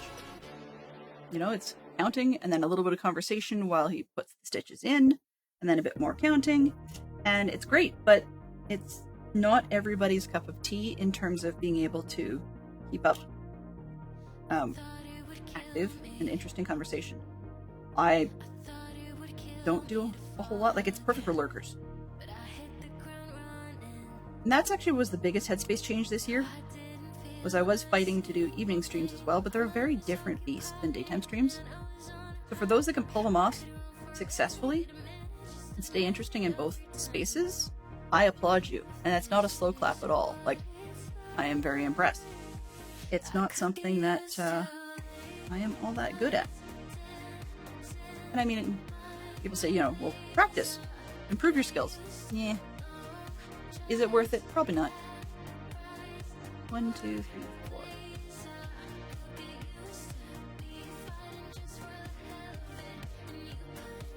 Daytime slots work for me. I don't mind being in somebody's wallpaper radio. Especially when being friendly.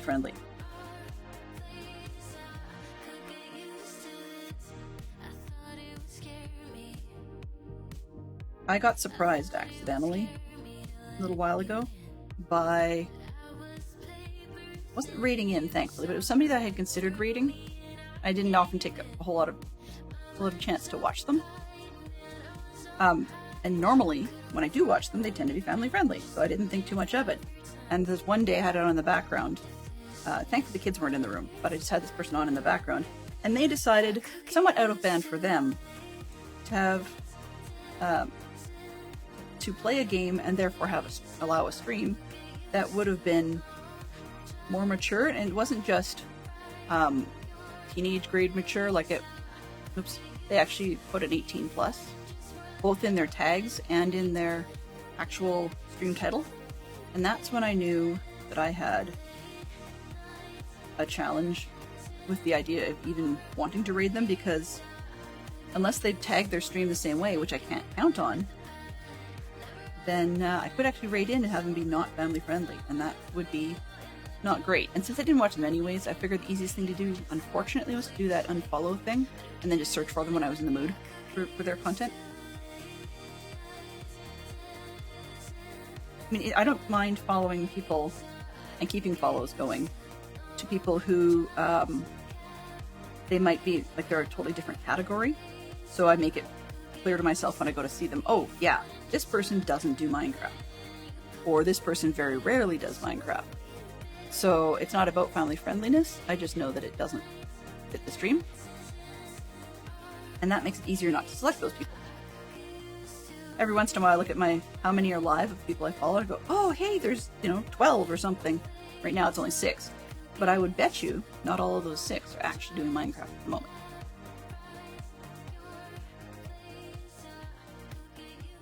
Like, for example, if people are into following the Minecraft train, which is, as I mentioned earlier, what I normally do, then, for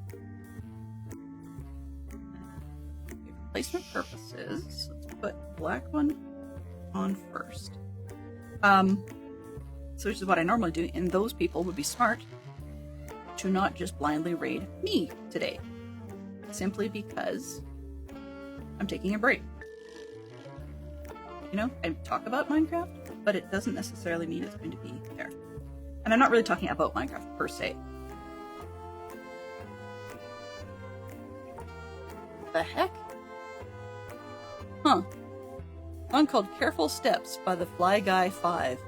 It's on the now trending list, which supposedly gets updated frequently, but I did not expect that to be there.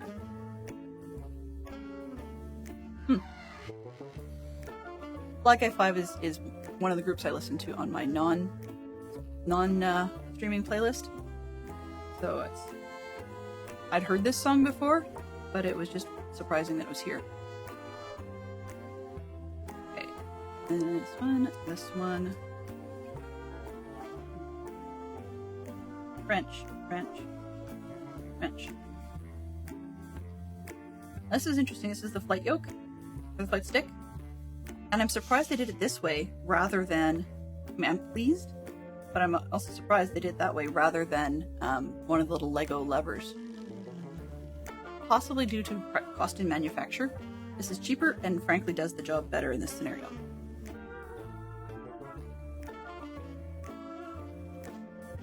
So, this weekend, I would like to watch the majority of the stream weekend, but two things happen. One, I tend to pull late nights, especially the night before the day I stream, simply because we have stuff on, like soccer for my daughter, or I tend to pull late nights the night before because like I've got a lot of prep to do. And this time, as we've talked about, more than usual.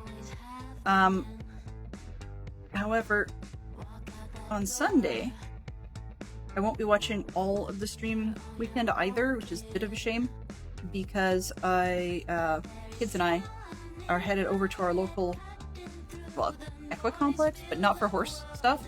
The city has invited the complex, to be correct, but not the city, has invited one of the largest bounce castles to come. So we actually there's one bounce castle element that needs a 45-minute booked time slot because it's that popular. And then there's other ones that are not booked slots, but the overall time slot that you're allowed to be there is 3 hours. And so from about 3:30 my time to about 6:30, we are out taking the kids to the bounce castle. And I'm looking forward to it. I didn't buy a ticket to have bounce permission. I'm too old, too out of shape. There we go, that's probably better. To a lot of things for going in a bounce castle anymore. But looking forward to watching them have a lot of fun. What's going on? Not quite. Pre-printed, and it's a circle, so that it really shouldn't matter. Yeah. Without putting too fine a point upon it, I don't have any bounce castle appropriate sport cops. Yeah. Yeah, I don't FUD. Anyways, I could say all kinds of things, but it's not meant as a out of shape comment. It was just more, doesn't appeal the way it did when I was much younger.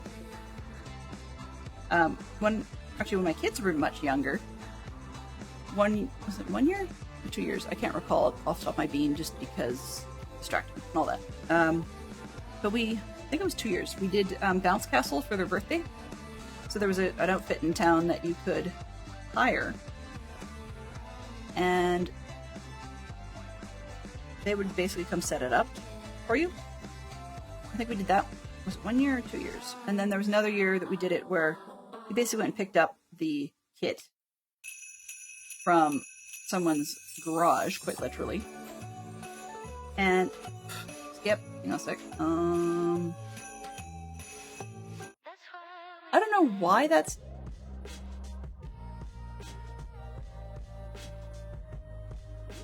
Sure. Face is a bit creepy, but so we picked up the kit, and then they had very basic instructions on how to roll it out and get everything set up. So yeah, I think 1 year we built it ourselves, we set it up ourselves, and I think 1 year we hired, but I'm not entirely sure. But anyways, when they were younger, we had those adventures for them for their birthdays and stuff. I bounced a little bit, when their party friends weren't around. With them, we had kids and I had fun together. But yeah, I think that was the last time I did bounce castle. I kind of would like to see at some point. I don't think they have it anymore in a mall up north. Oh, I did this wrong. Interesting. To go get myself a brick separator. They didn't include one this time.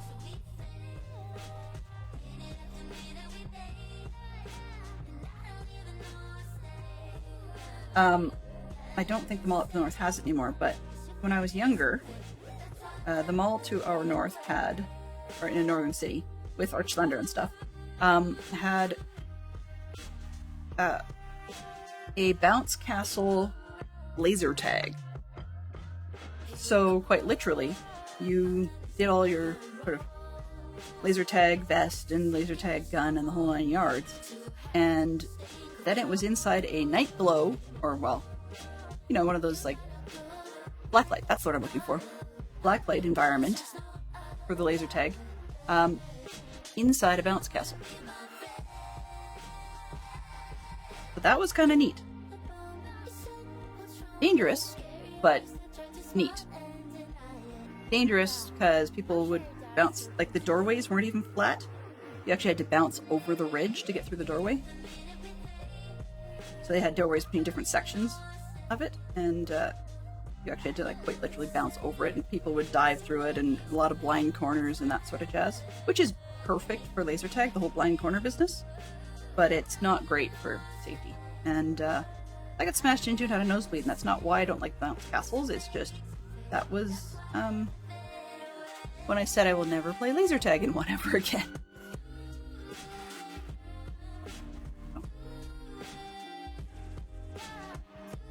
Oh, there it is. So, it's, you can do lots of things with it, but I mean, this is the largest. Supposedly, I think they claim it's the world's largest. I'm not entirely sure. Yeah, you could say that, Mike, for sure. I would say that from what I've seen of media and footage of the inside Navy ships, and even those that were scuttled and so forth for many different reasons, that, yeah, I'd say it's like the inside of a Navy ship. And so that's the other thing about it, is if you're running and hiding and whatever from other people, not only do you not know where the others are liable to be, but you're not necessarily paying attention to how high you've got to go. So there were plenty of people I saw that would do a face plant on the other side of the door.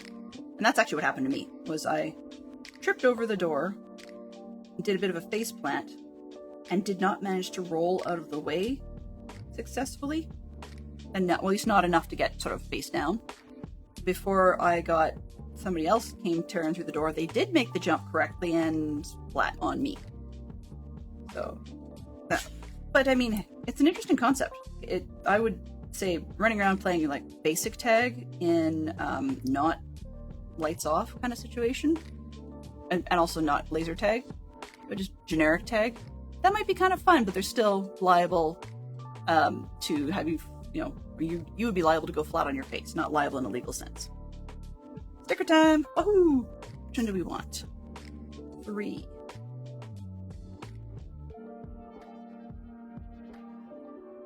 So, it was a good time, and I wish my kids could have experienced that, but I don't believe the location exists anymore, because that would have been the same business there for 40. What am I now? 20 years, I guess? Maybe? Yeah. More. Possibly maybe 30 years? Yeah, that's not likely. That's very much not likely. Wow. You know, first off, I got this first sticker that's crooked this session. Given what it is, I might leave it. But if I can... Yeah. Oh well. That's gonna bug me because I know it's crooked. And with the translucent, I would know it if I fixed it. Well, at least that's not the canopy one I'm worried about. But now that I know that I can make boo-boos like that... Okay, so... And you're hearing me say that I don't like it because it's crooked. You can kind of see in here that the side nearest my holding hand is a little bit too close to the top, and the bottom is a little wide, so it's crooked, twisted clockwise. Oh well. Let's see if I can do any better on the canopy. Let's get this one. Becomes the back of the seat.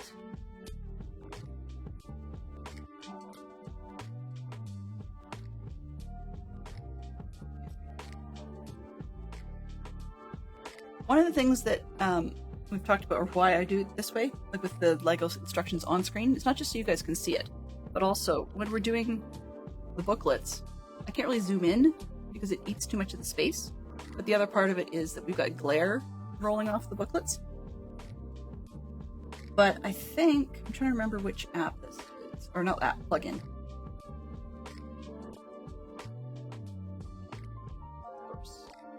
Yeah, it's a Ghostscript plugin for the PDFs.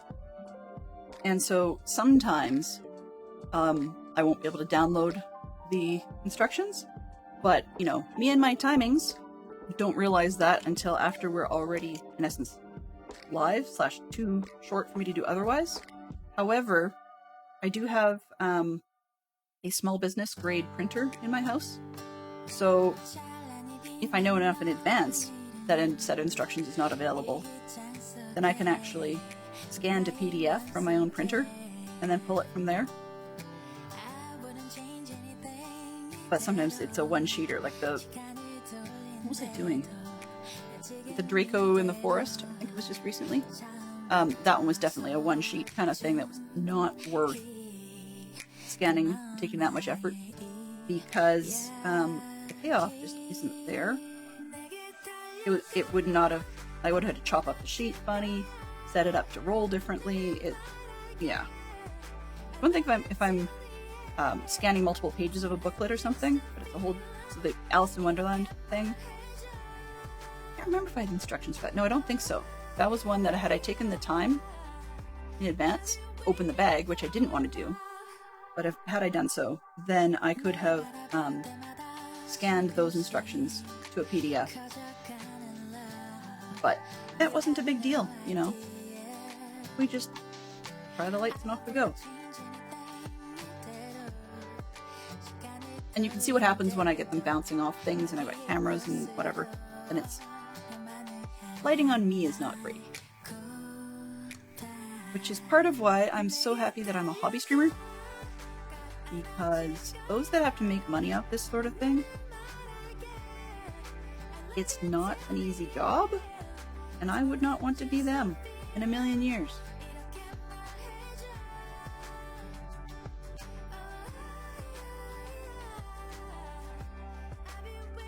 If I read the instructions properly, I'll get my spacing correct. That's better. Light gray strip. And a vent. This is my Lego day, quite literally Lego. I'm working on a set that I really would like to be able to bring to you guys.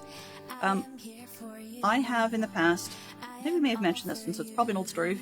Feel free to stop me if you've heard this one. Enjoy that line. But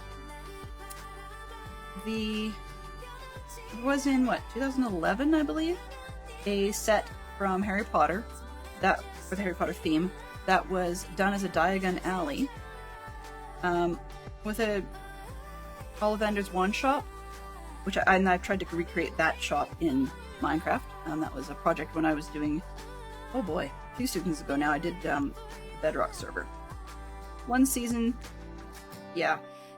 I regret a bunch of stuff about that season in terms of missed opportunity, but that's neither here or there. Where this plays in with the Harry Potter set, they have the Diagon Alley, and then they had, I think it was supposed to be Madame Malkin's robe shop. I'm trying to remember. No, it wasn't. It was, shoot, I can't remember off the top of my head which one. Green and black, anyways. And had negative characters in it. Gave you a good chance for Draco Malfoy's dad, Lucius, and you got to see Fenrir Greyback, who was, he's got a very wolfy kind of name, but I mean he was supposed to be a werewolf. And I find that funny that he's got such a wolfy name, simply because, he wasn't a wolf when he was born.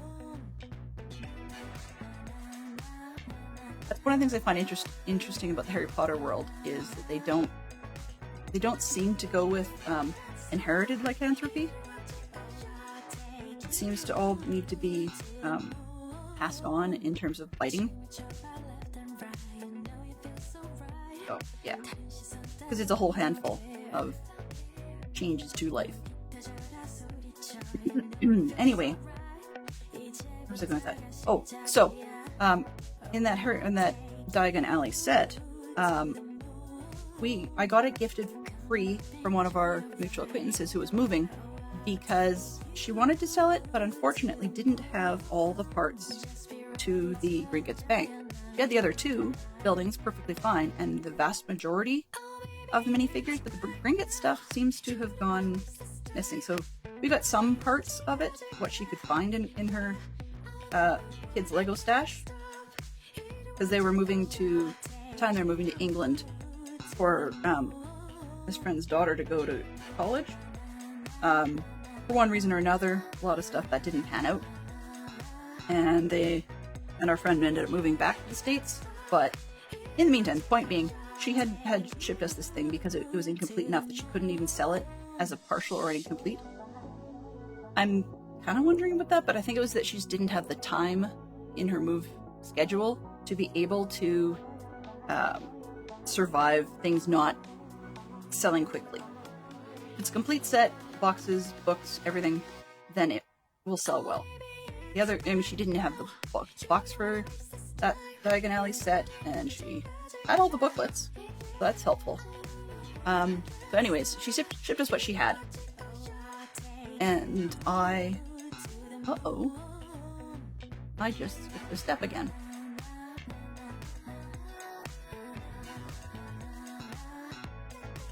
I need to make sure I put the correct pieces in. I didn't, wow. Boy, did I go back far when I messed this up.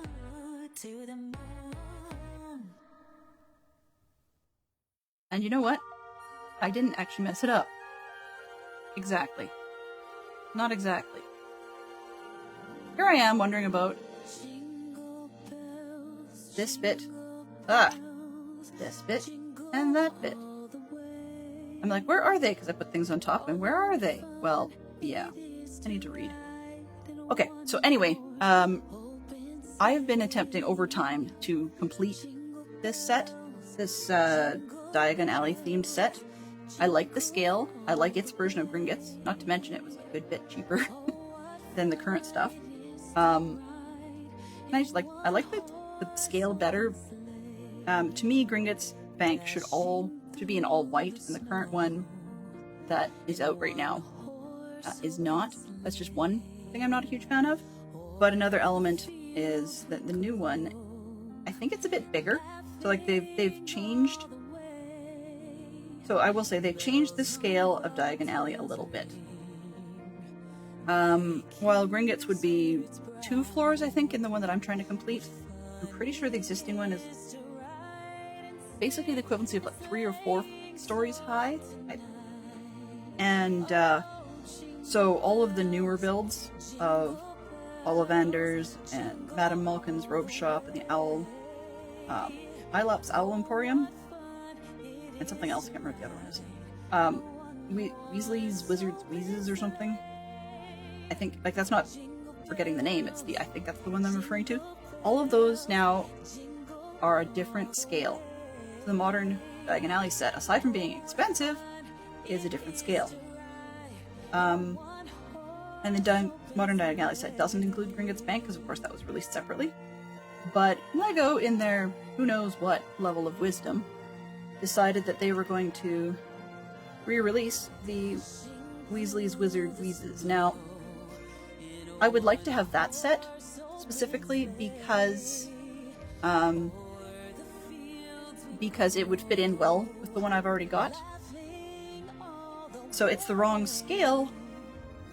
On the other hand, I could kind of go with it, when it's run by two characters, and it's it's run by 2 characters, and it's got snacks and other joke props, etc. You could lore-wise have an explanation for why it's so much bigger than, say, the robe shop, or potentially even the wand shop, because that's run by one person, and their product selection or their product line is so much smaller. So I could see why that might be a bigger one. Like, I could lore-wise come up with a reason for it, the scale difference. The Gringotts Bank one, I'm going to pretend, if I ever get it finished, is the majority of the bank is underground. That's my story, and I'm sticking to it. However, I still need to complete it. Okay, and I've off-shifted this sticker. But that's okay, I'm going to leave it because it's straight, even though it's not centered. Curved surfaces. Gotta love them. Did I got that right? Okay, so this goes on here, and then we switch. So I'm trying to get the last of the Gringotts stuff. I'm down to including parts for minifigures. So we're talking 3 parts each, basically, kind of like this guy had, except without his helmet. So those 3 sections each kind of deal. I'm missing a few, what do you call them?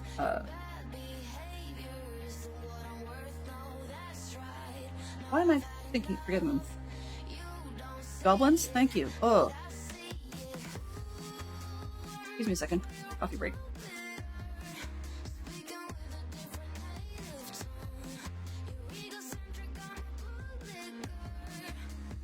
And we've hit 2/3 of the way through for the day. So oh, I just had a coffee break. Silly me. I'm gonna cheat and give everybody else a hydrate. 2, 4, 6, 8, everybody hydrate! Actually, I'm gonna cheat and have more coffee in this case.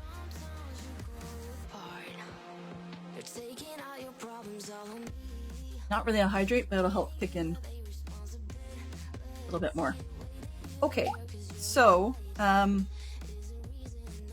trying to finish that Gringotts one, and I do want the Weasley Wizard Wheezes one because I can make that lore fit, and I can pretend for the purposes of my scale that Gringotts is smaller than you see in the movie or in the modern release because it is mostly underground. Right? I mean, we still have the vaults and whatever underground, but I can pretend that there's other stuff. And that it's... I don't know. I can come up with some other silly story. I like the older style of Ollivanders better.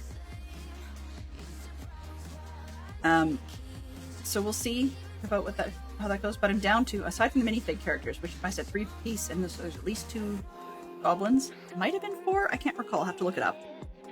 But anyways... and then there's a sticker that I am basically down to being only short of the entire series, about 400 pieces. Now, that sounds like a lot, but when the entire set, including the other 2 shops and all the minifigs and the out front in the street accessories and stuff for that version, was 2,032 pieces. Being down to missing only 400 isn't that bad. And the majority of it is actually in the bank itself. And part of it was that I focused on pieces that, so far, that have more of them. So for example, I needed like 27 or 29 column pieces. And it is a good bit. But some of them are things like, there's 5 and 6 parts. Now, if you're digging in a bin and you can keep a lot of those parts in your head, as in, oh, I'm going to need 8 of these and 10 of those and whatever, then as you come across those other pieces, it's a little easier to pull them and go, yeah, this is what I need, and set it aside. I just shot a piece of Lego on the floor. Oh well. So they set it aside. Or I can set it aside. 6. Okay. And so that's not bad. But because I was searching so hard for the one piece, I was ignoring sort of all the other possible shapes at the same time, which means that by doing that sort of focus, that's the way a lot of people would do the search, but when you find the other ones, I need this, and you're always going to use a million of those, or whatever, then those sorts of behaviors help with being able to find the pieces faster. Also, one of the things I find funny and inverse about the way my brain works, and this is actually to me haha funny, is that when we go to the brick bin place. Often, to me, it's somewhat out of the blue. I mean, we've been planning this, the kids and I, for a week, but that's unusual. Like, often I'll say on Friday I'll hear about the fact that the kids want to go to the brick bin on Saturday, or something like that. But I'll find out, Friday night or something. But for the kids, sometimes it's a bit of a surprise. And the resulting effect is they're looking around and getting really bored because they know, like, they're there for themselves, but they're also there for me to get a little bit more done. However, the thing I find funny about how my brain works is that I have an inverse productivity in that sense. The more pressure I know I'm under because of people getting bored, and the more that they originally, in a lot of these other situations, didn't plan to be looking for mom's parts, as in that wasn't the purpose of the trip, the more it's stressy it becomes for me. And so I will, even if I find parts successfully, it will actually be harder for me to find them. A bit more accidental overlooking of things and so forth. And so I need to be cognizant of that. This time I've made no bones about it to them, saying my intent in offering to go to the brick bin was this, whatever. And unless there's some sort of like do or die, once in a lifetime opportunity type of find in terms of a full set, we are not there for full sets, or nearly complete sets or whatever, the things that are more expensive. They are aware of that in advance. So I know I'm treading on their hospitality. I've also suggested, since Fantastic Sherlock Fox is working from home today, they don't have to come, but both wanted to. I said, would you be willing to help me out? They said, sure, we will help you look for the parts, which also allows me to do a bit more of a divide and conquer than I usually do. And I can sort of pick one type of thing I'm looking for, and have them search for another part. Or if we're getting crowded together, have them search in another bin, separate from what I'm looking at.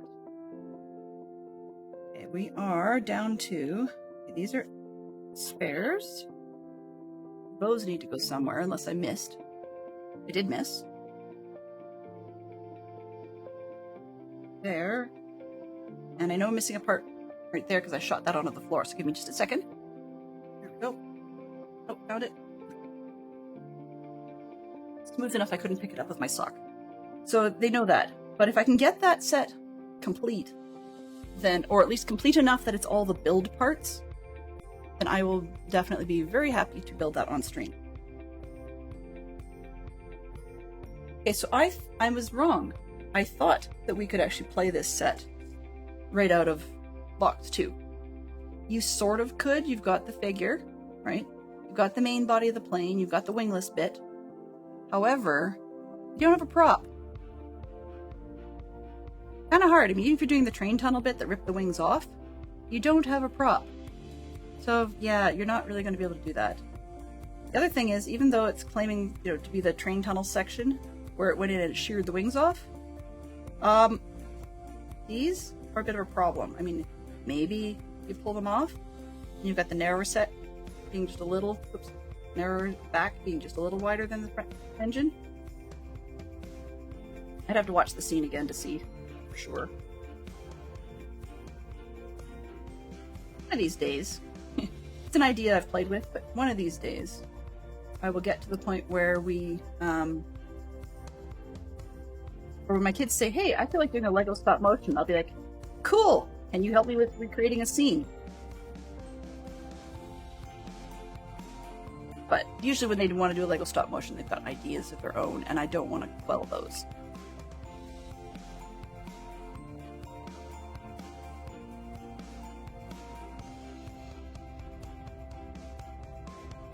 So, we're progressing steadily through the lens lesson on how to turn a half-hour to 45-minute build into 3 hours.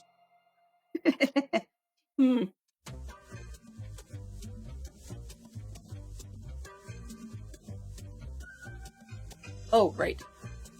Speedy the Spider, Mind Your Own Circuits. This is another one of those artists that I actually listen to outside of streaming, because I find Speedy the Spider a lot of fun. I mean, as you guys may have noticed from my enjoyment of Electro Swing the other day.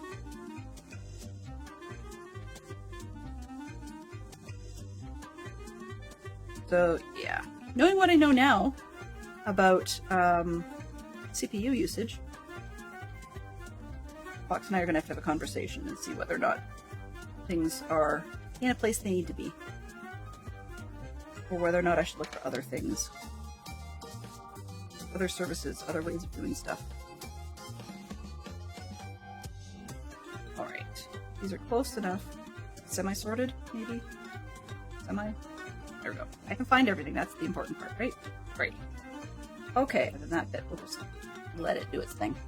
So, first piece we need is these on the bottom. We're going to be putting on the wheels, I assume.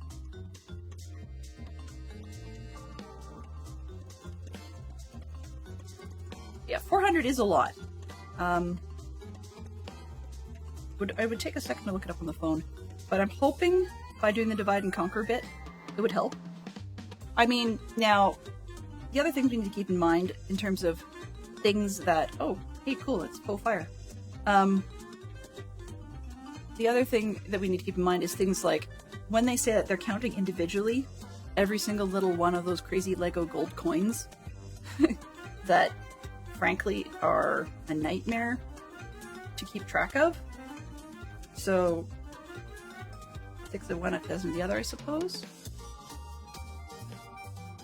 Yeah, it would help to have several people looking for bits. But that's the other thing. I mean, truth be told, if I... Oh, actually, I don't have one, but let me close my coffee. That might work. Close enough. Okay, so if we think of... let's just set this down so that we're part of the surface, okay? You know, we're not zooming anymore. So if you think about the height of the coffee cup, okay, roughly, and yet you assume the flare at the top like a Dickies cup, which we don't have Dickies in Canada, but you get the idea. So there's 2 different major sets of bins in this particular shop, where one bin, you can get this much in the full cup for about, was it $15 Canadian? So that's actually fairly inexpensive. There's another second set where it's $30 bucks Canadian for the same size. So, or you buy a half size cup for 15, you know, nothing exciting. And then the people at the shop are actually fairly kind in terms of their measurements. So, for example, if your $15 cup isn't entirely full, like maybe you've only bought, 6 or 7 teeny little weeny pieces from that $15 area, you will often find that they will just chuck them in with whatever other thing you were buying and just be like, I don't know what happened. They're spare parts. How'd they fall out of the bag? That sort of thing. And so we're spoiled in that sense, right? I mean, they're great people for that. But also, if you do have enough to make it worthwhile for them to actually charge you something, they tend to be very fair about it in terms of saying, okay, well, you've got, about a third of a cup full. We're not going to charge you the full 15. We're going to only charge you 5. So that's not bad. But that said, the 400 pieces, if I can actually find them all, or most of them, I mean, as we said, we're subtracting the pieces of gold that just are coins in the bank and like other losable bits. I mean, the wand rods, we'll skip those because goblins don't have them. That's what I'm trying to say. But I mean, the 6 or so pieces of goblin and then sticker. I think there's 2 stickers? 1 sheet, anyways. So all of those pieces, if we skip counting all of those, I mean, we're slowly eking away the pieces that are likely to be in there. Another part of it is also that, as I said, we get the kids going, great. But I might buy them off with some ice cream, see how it goes. The pricing here is really reasonable. There's another set I'm working on, and I'll have to order some of the parts, I think, unless I get the whole set elsewhere. Oh, is that gonna be visible? Let me just take a quick boo a little bit ahead. Yeah, it's gonna be visible. Flip.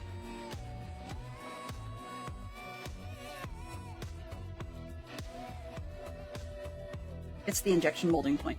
I told you I'm fussy. Here we go. There's another set, the Newt Scamander's suitcase. I wasn't into Fantastic Beasts at the time. I mean, I was, but I knew there was enough Harry Potter sets that I went, well, you know, some point, maybe, whatever. I wasn't as excited or as interested. Then, before this movie series was cut, the Fantastic Beasts line was stopped. Sort of like how LEGO didn't do much with Stranger Things IP, or at least hasn't yet. It's unlikely, but it might come back. Anyways, the point is that they didn't do much with it. So by not doing much with it, it stopped, and I thought, well, if there's only going to be one set or something, I'll just miss it. It's not a big deal. And then I changed my mind, which is great. Now the set's no longer made.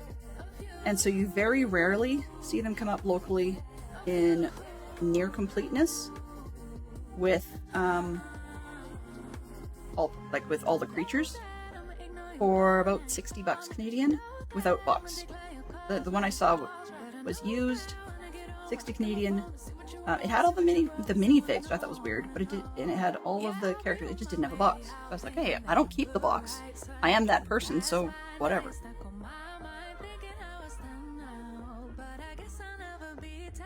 Oh, thank you for changing that Fantastic Foot box. I appreciate that. Name one title in which a television appears. Pixar animation. Okay. Pixar specifically? It's not made a major thing, but how about Toy Story? Pretty sure we've seen people watching television, and then we've also seen jokes around if some of the characters were on television. That one I need another sheet.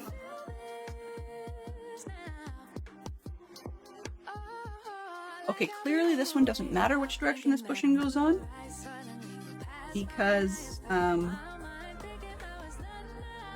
put it on one way on one side, and they don't actually ask me to flip it on the other side. I'm just going to mirror it anyways. We're going wider Disney. I mean, Pixar animation in specific in that one is challenging. Oh, Up, actually. Movie Up. Because I think there's also somewhere along the line some footage of our main...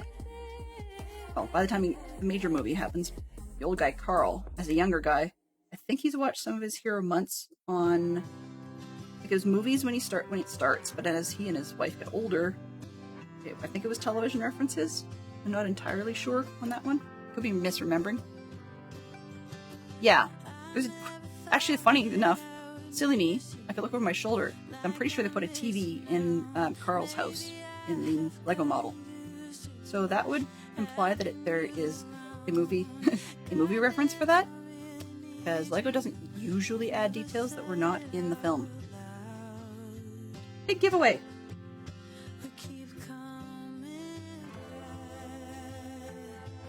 Yeah, because there was a sticker for that. I remember putting a sticker on the screen. So definitely. One title. Let's go. This way. Oh. 2 actual celebrities with law degrees?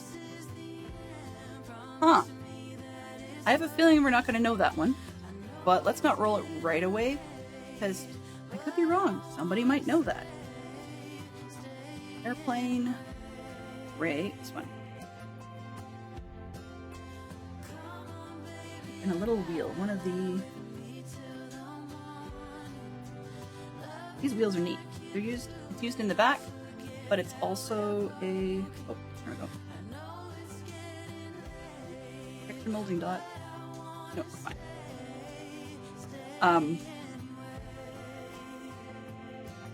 Yeah. Oh yeah, but it's used... These are pulleys, usually. But I think they're using it here as just the rear wheel of the airplane. Okay, so, I can't remember. It wasn't important. See, one of the things I love about Geek Out is twofold. One, the way I've got it set up, it makes a noise when it switches. And 2, that it keeps conversation different. Some people rocket through it and then we get repeats. But if we have repeats with a different audience, then that's fine. Anyhow, with Geek Out, it also does trigger the conversation train, often to leave the station. So if I'm rambling on about something that my brain doesn't think was important enough to keep rambling on, when I get distracted by a Geek Out, then it does not bother remembering what I was on about. But it's got its pros and cons. I found one of the curves. There's going to be another one on this other side. But the question is, where is it? There's a square one. Looking for a curved one. No, that's a rounded section. It's like one of those cut in half. Why am I not seeing it?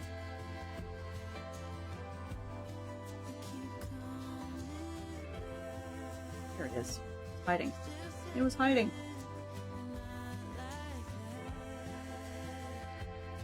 So anyways, we have, I may end up buying the kids off with ice cream. Or something else along those lines. We'll see. I am well aware I'm trespassing on their interest. This particular brick bin, we have, Fantastic Sherlock Fox and I have been kind of like just chattering about it from time to time.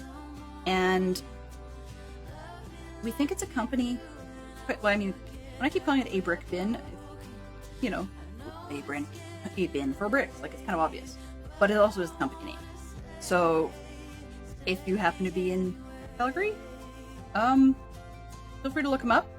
But yeah, if I say something somewhat disparaging on occasion, please don't tell them.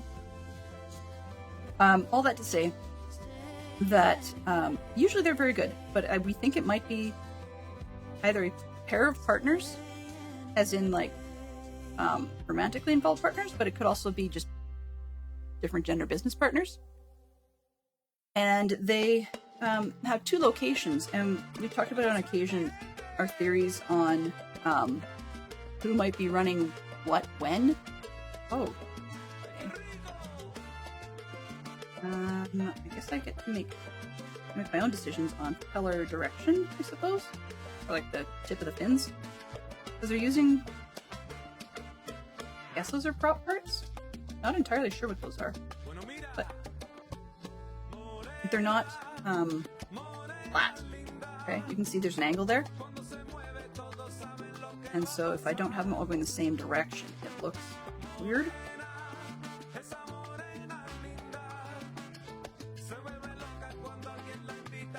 You don't want to see me chair dance. That's not a good plan. It sounds wrong when I say it that way too. Not meant to. But anyways, with the brick bins, where I was going with this is we, for months and months, had seen the same gentleman running the location nearest us. It was a busy place, and it was busy enough that it looked like he had a bit of a challenge keeping up with the bulk amount. Rewarding them. True. Yes, exactly. Rewarding them, sure. Apologizing to them financially? I don't know. Where I was going with that was with these brick bin people.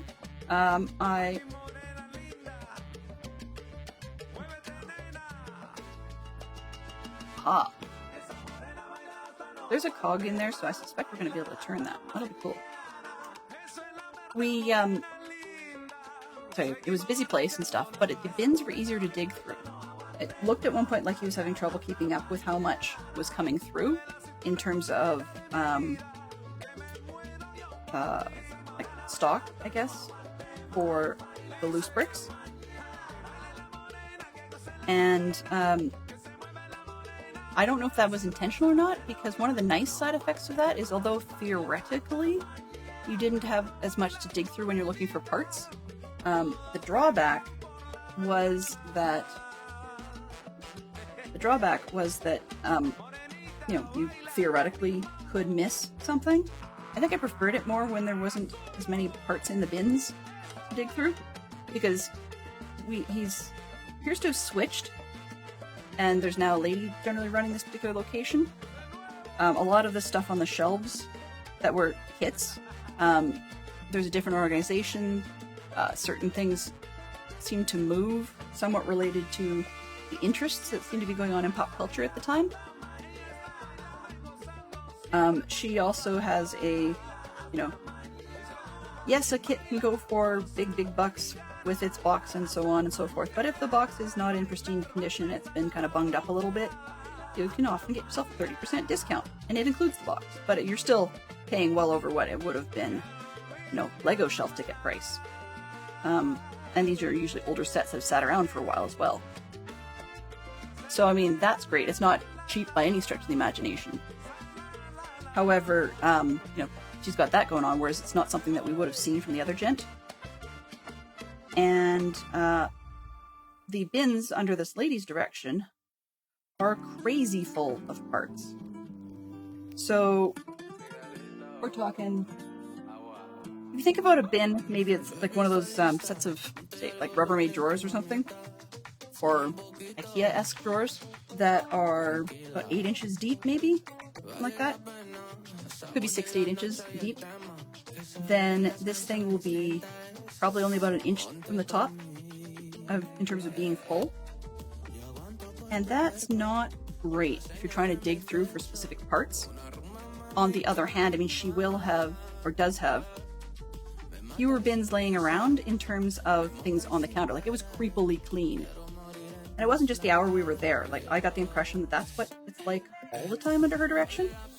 The counters don't have tons of stuff on them and projects on the go and bins being, spread out and left there for a little bit and so on. But there is always, as a result of not having that, there's always loose bins available for you to partially pour out one of the drawers and then dig through that and then rinse and repeat.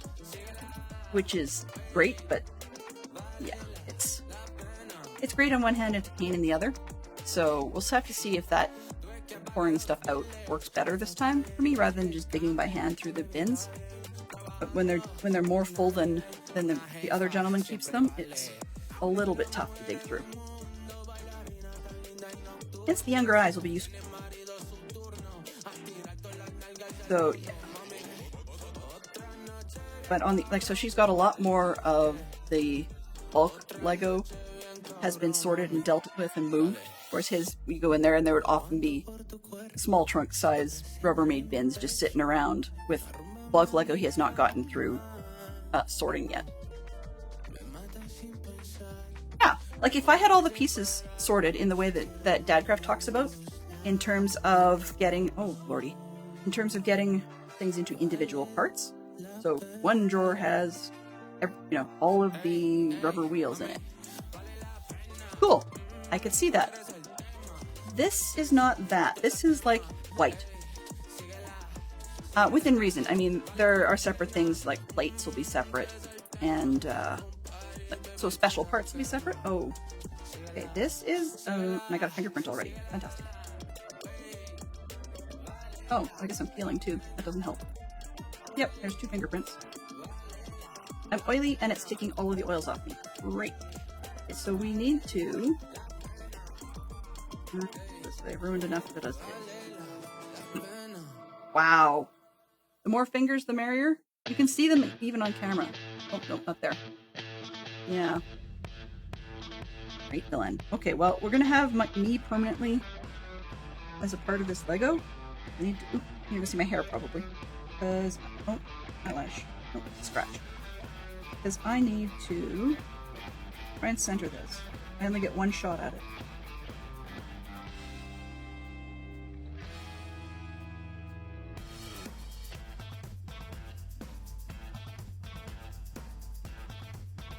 Aside from the fingerprints, I'm happy with that. And most of the fingerprints are on the outside edges, not the top. So I can kind of go with, okay, well, it was dirty. As in, like, lore-wise. Car has scratches and mud and not the airplane. So, anyway, despite everything sorted into into individual parts, the bin can be as full as you please. My brother actually used to do that a lot. He'd have like the bolts, the bins that you would usually use in workshop for bolts and such. Not necessarily the drawers, although he had a set of those too. But he also had some of the open top bins where they don't actually have lids and they're open, and then they have a slant on the front. For easy access, tool and small bits and bolts and whatever. And he would have a bunch of those, and they would be plumb full, such that you would actually have to pull the bin out to be able to pull anything from it, but just pull it out of the collection. You would be able to have anything from it, but you didn't have to dig around in it because it was all the same part. You know, it would be all 1x2 or whatever. But these bins are just white. Just white. I've bought, if you're thinking about IKEA, okay, so we've got a set in our house, what we sort the kids' Lego in. Well, it's sorted at some point. Huh. So while I'm happy, nope, I did screw it up a little bit. Take a look. You can see the gray lines are not centered. Thought I had it, but I didn't. And I was feeling it on the side, and I'm realizing this side is much lower. That comes down farther than this side. But, oh well. Oh no. Note for life. Anyway, so we have the half-depth IKEA bins, not the full-depth ones, as drawers, because half-depth is probably about all I would prefer for Lego in there. Thankfully, they are the same. Kids are the same in that respect. Oops. Yeah, whereas the full-height bins would just be too much. You couldn't really dig through it, and that's kind of what we've got going on in this other place, even though it's clear drawers. So, yeah. Just too much. And if my kids poured out the Lego on the floor, they do that sometimes, and then we have to pound them to pour it back. Or, well, scoop it up again, I guess. So I've talked about having Lego sorting streams. We'll see. I mean, that was something I thought about doing today. And thankfully Fox rescued me. Twice over. Because I was handed a set that, as you guys can see, I clearly don't need after all. I thought I was going to. But, well, I don't need to build today. But because I don't need to build today, I will not spoil what it is. Sorry, I have an itchy nose, and so that's why I keep scratching the end of it. The Lego-wise, this lady's great. It's just such a difference in the way the store is run that's taking me a while to get used to, and doesn't necessarily sort the need I have currently. Fit the need I have currently. It's crossed my mind to consider going to the alternate location across town just to see how that one's been run. But I don't really need to, and it is quite literally across town. And the last time I went across town for something under my own power or under my own decision, I was not accompanied.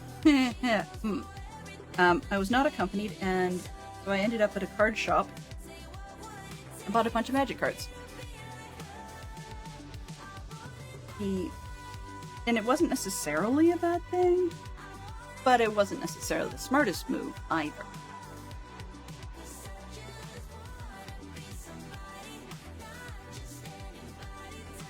So, yeah. This time I guess I have chaperones. Now, they're under the age of majority, but hey, they're chaperones. Keeps Mom from spending. Oh, yes, sorry. You're right, Mama Bear. It's a tub full of chaos, for sure. And, yeah, it's about an hour to cross town. I think we can make it from here to my mother-in-law's on the speed roads.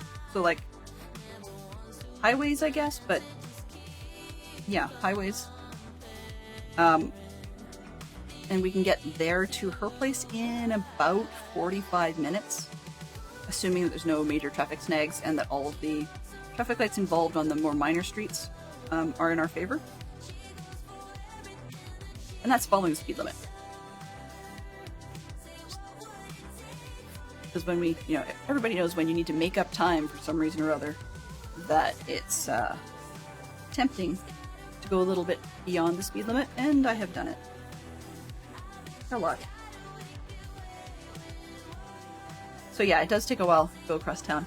On the other hand, one of the used shops that might isn't the word, on occasion has some of the sets I've been looking for come in a used sense.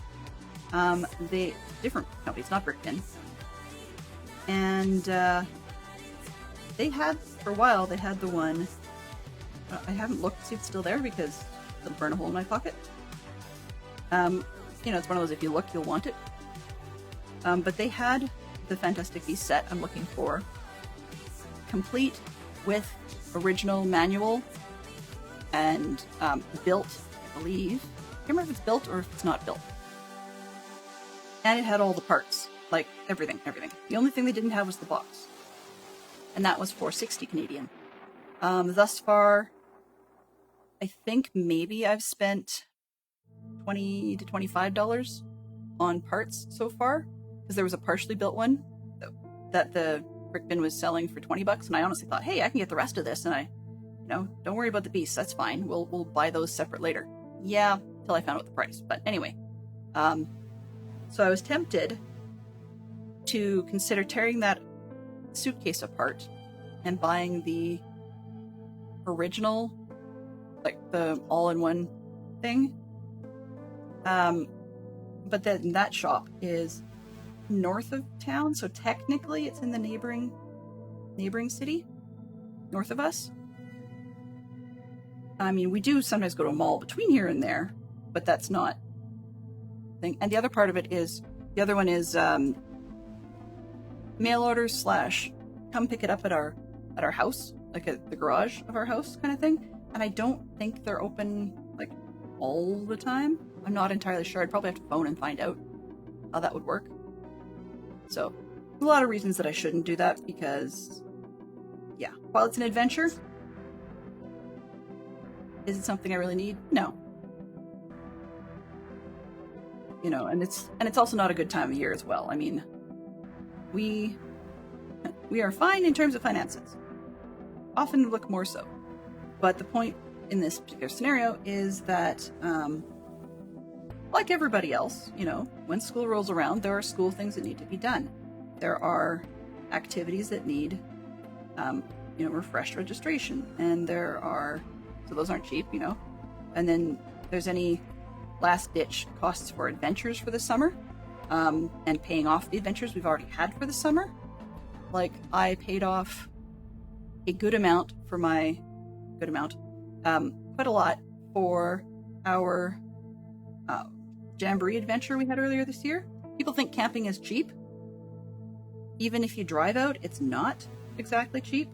I mean, yes, we treated things as a once-in-a-lifetime adventure, which, as I'm discovering now, is not the case, at least not according to our Scout group, although these people don't take major holidays in the usual sense. So what they think is normal and what I think is normal are two different kettles of fish. But in any case, goofiness and lunches, activities, like all the little extras for the three of us. I think we got away with Canadian under $1,400, and only about 11 of that I think was due last month, and then I've got the rest of it due this month, and I just got the notice this morning about the statement. So I mean, I've got a few days to deal with it. But the point is, and it's a lot of a TMI that most people wouldn't give, but the idea being that that's not something that I can just blow off and be like, oh yeah, well, that's fine, we don't have to worry about that and it won't touch our finances. That's not the way it works, right? So I can't just go willy-nilly buying sets. And also, if I do that sort of thing, what message does that give the kids? Oh. I realized I did something wrong on both sides. Yay, yippee skippy. So anyway, Uh-oh. There we go. So anyway, all that to say that, you know, we don't want them doing that sort of thing, and it isn't always their coin either, that we need to be careful ourselves. Most I do. Now, I recognize that while it doesn't affect me as much as it often affects other people, I'm not special in any way, but apparently shopping addiction, or being willing to do so, for the quick buzz that one gets out of shopping, apparently is a common thing that people with ADHD do. Thank heavens I'm not quite like that. But I'm not immune. Aha! So by putting in that extra piece that I'd forgotten before, it actually gives the wings more solidity. Solidity? More stiffness. This one. It is easy to be impulsive while shopping, and to be impulsive about going shopping, so if I didn't have something I was specifically looking for, which, one thing to have extra parts from a kit, like the suitcase, it's small. I'm trying to remember how many parts it was. A couple hundred, maybe? Something like that, overall. And I did have to disassemble the partially built one just because I had to inventory what I had. Haha! Hey, it's that song I keep saying I like. So while I need to take it apart to inventory it and stuff, still need, a couple hundred parts, nothing big. So it's not a huge deal to want to try and build it, aside from the custom pieces. And the Gringotts one I'm looking for, 400 sounds like a lot, but once again, if we can get a lot of those in the cup, then that's not bad. I have something I'm targeting and something I'm looking for. The impulsive decisions to buy stuff and actually make a trip to go out for it is something I have to be careful about. So, yeah. And I know I'm already late on that set anyways, meaning that, it's not that it might not be there, it might, but also that most people that I talk to these days are like, what do you want that for? Or nobody's into that series anymore. Well, yeah, I know. It's not why I want it, it's...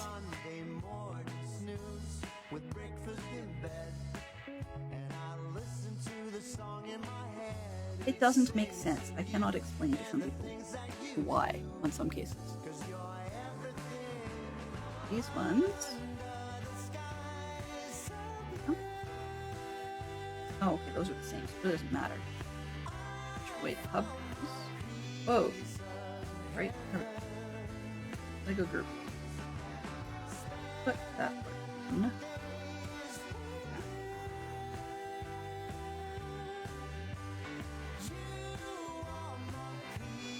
I'll go one of those outside.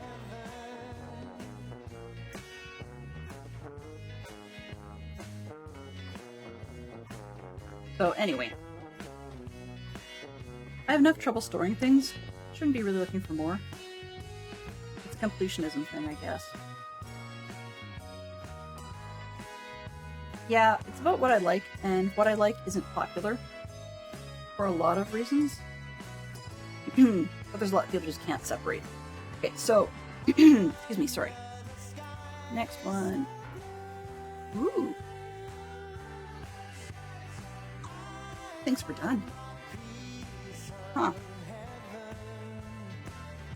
We can actually load. Excuse me. We can load these little gun things. Which is why there's the logo in the corner.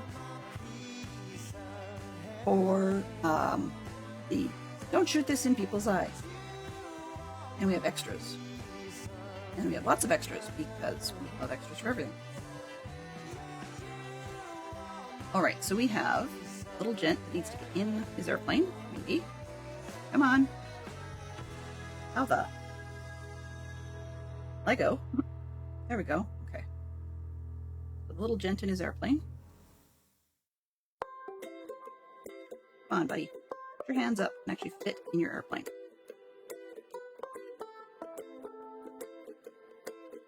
Goggles down. Not if he's sitting in correctly. There we go. Okay, so now we're going to fit him in.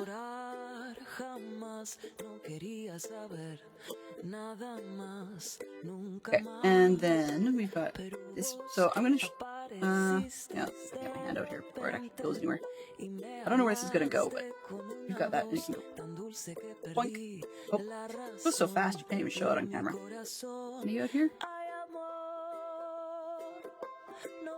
Oh, that was the recycle bin on the other side of the room. Okay, well, don't do it. Not unless you want to lose things. Sometimes I agree with you. Sometimes I like things that are not popular. So the image is showing you what I basically just tried to show you, except for the fact that I heard a clink across the room that I should probably go retrieve later on. All right, so we have. Let's see if I can do a zoom out here. Adjustments. Zoom. Oh.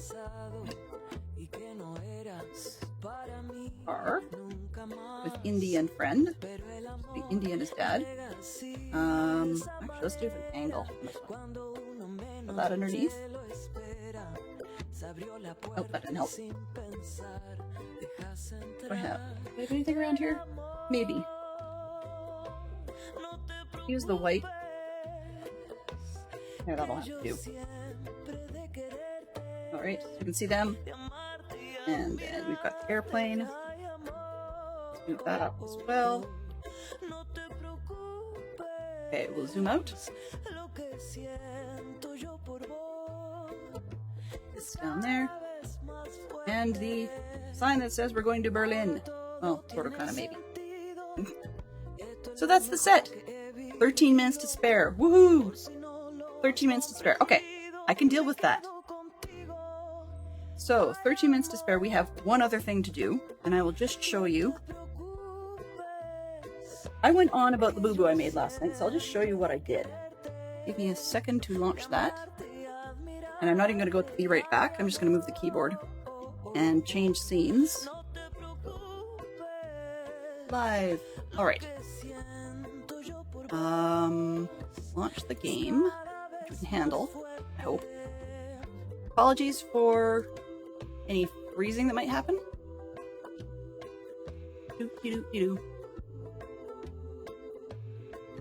Cover coder. Come on, game. Please and thank you. While we're here, let's do a Champion of the Hill.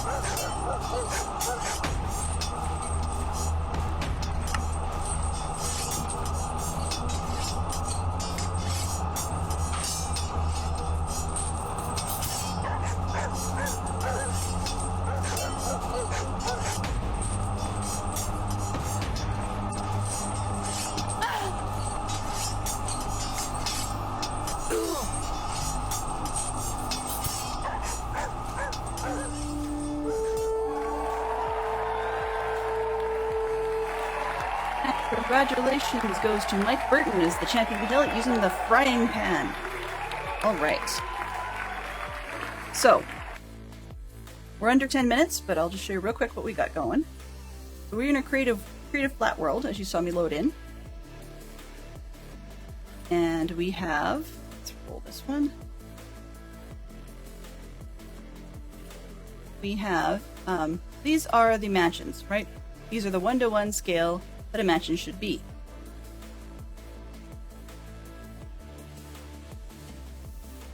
Okay, it's not on at the moment. So we go this, load, this one, not create a placement, I'll load it. And the reason I want to do it that way, let's go this way. Looking at those, let's go north. Sure, why not? I'm gonna go quite a ways out here first because it's gonna place it right where I'm standing, and that's not very convenient for what we want. Right. Oh, maybe not that far. Like 900 maybe? Okay. That'll do. That'll do. That'll do, boys. Down here. Nope. I want this. Loaded schematics. Create a placement. Alright. Do you remember how big the mansions looked?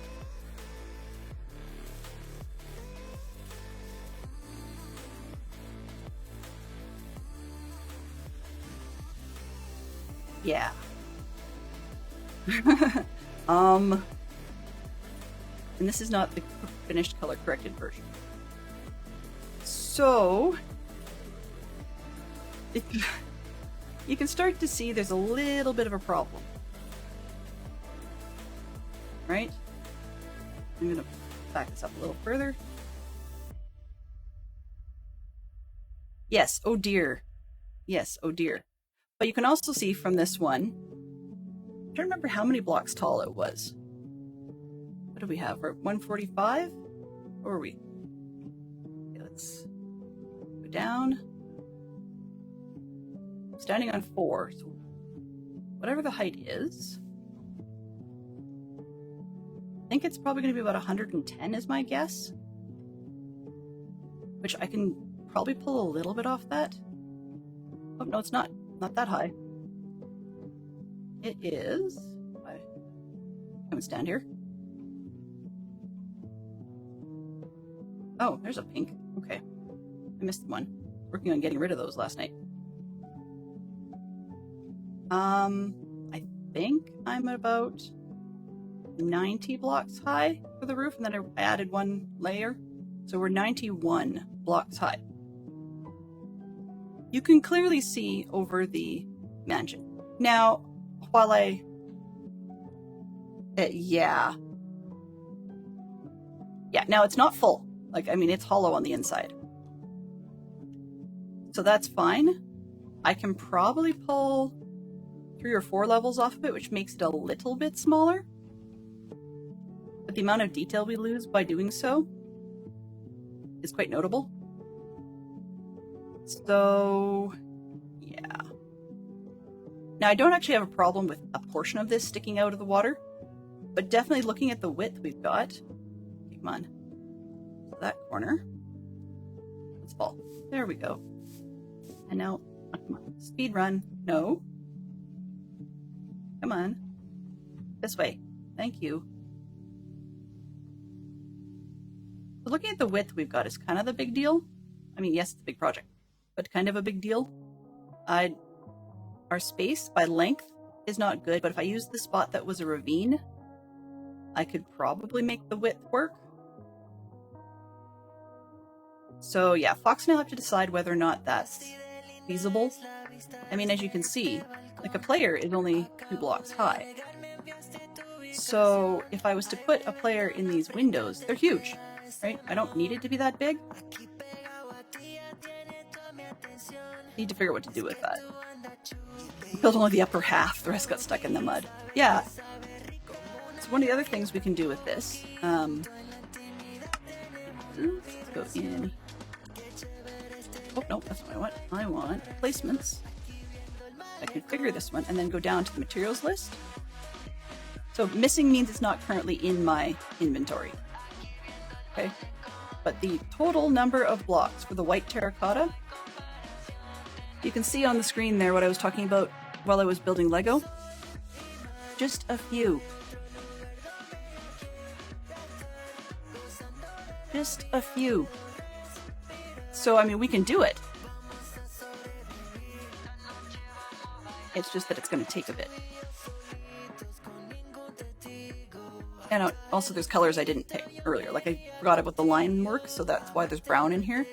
Yes, there's orange. I double checked that. But nope, there's definitely orange in there. And frog lights. I bought one stack, or was it 2? I can't recall, but either way. Apparently I need 3. So yeah, it gets bizarre. That's, you know, not undoable, and it might be a start. But yeah, it's got some scaling issues. On the other hand, okay, first off, these lines didn't come out correct when I started. It was all piecemeal, kind of like you can see on the tail. Right? But, come on, let's go forward. This way. I know I can go through it, but it's a habit to go over the top. I do have a free cam as well, even when I don't have collision on.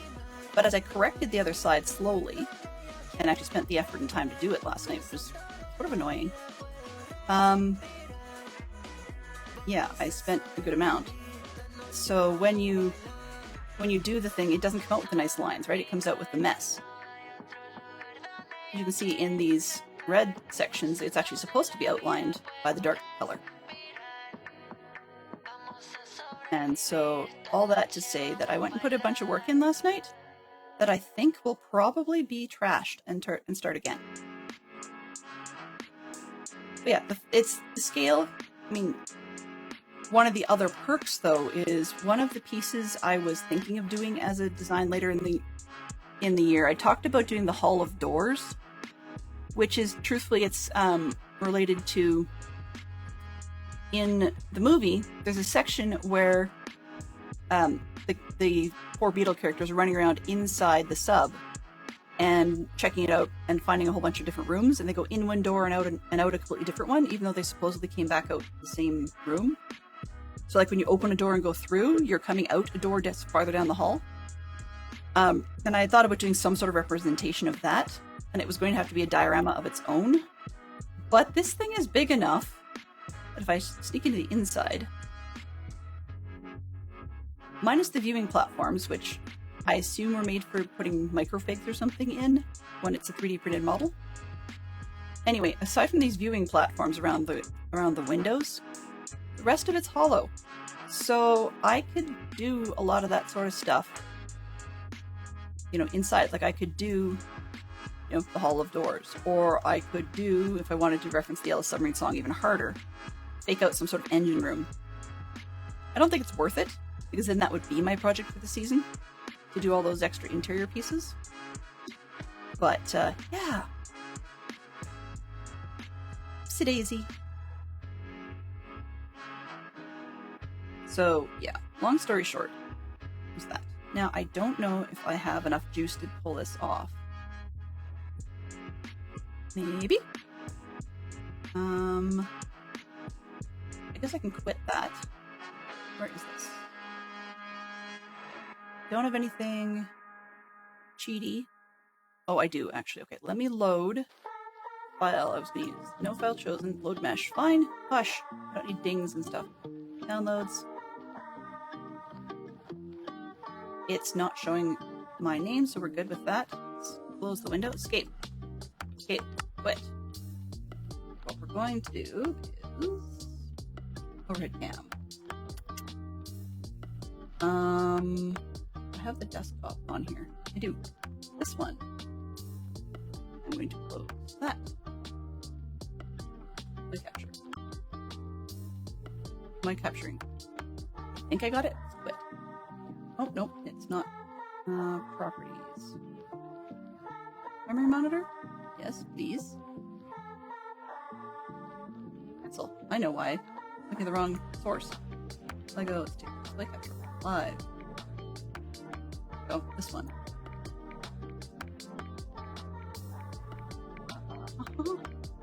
Please give me this one. Thank you. Alright, so, long story short, I got the website up, and I was going to use this model. Sketchfab open. Alright, so it's going to turn out wrong, I think. There's the 3D model. And I need to, which way do I need to rotate this? That way.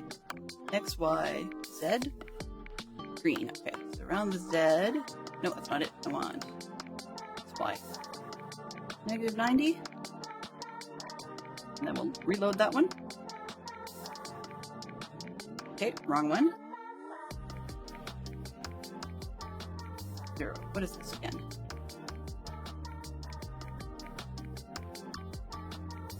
Let's just do it manually. I was kidding. Okay, around the blue. Blue, okay. So here, negative 90. I'll make it upside down compared to what I just did. This way. Load. Ah! No.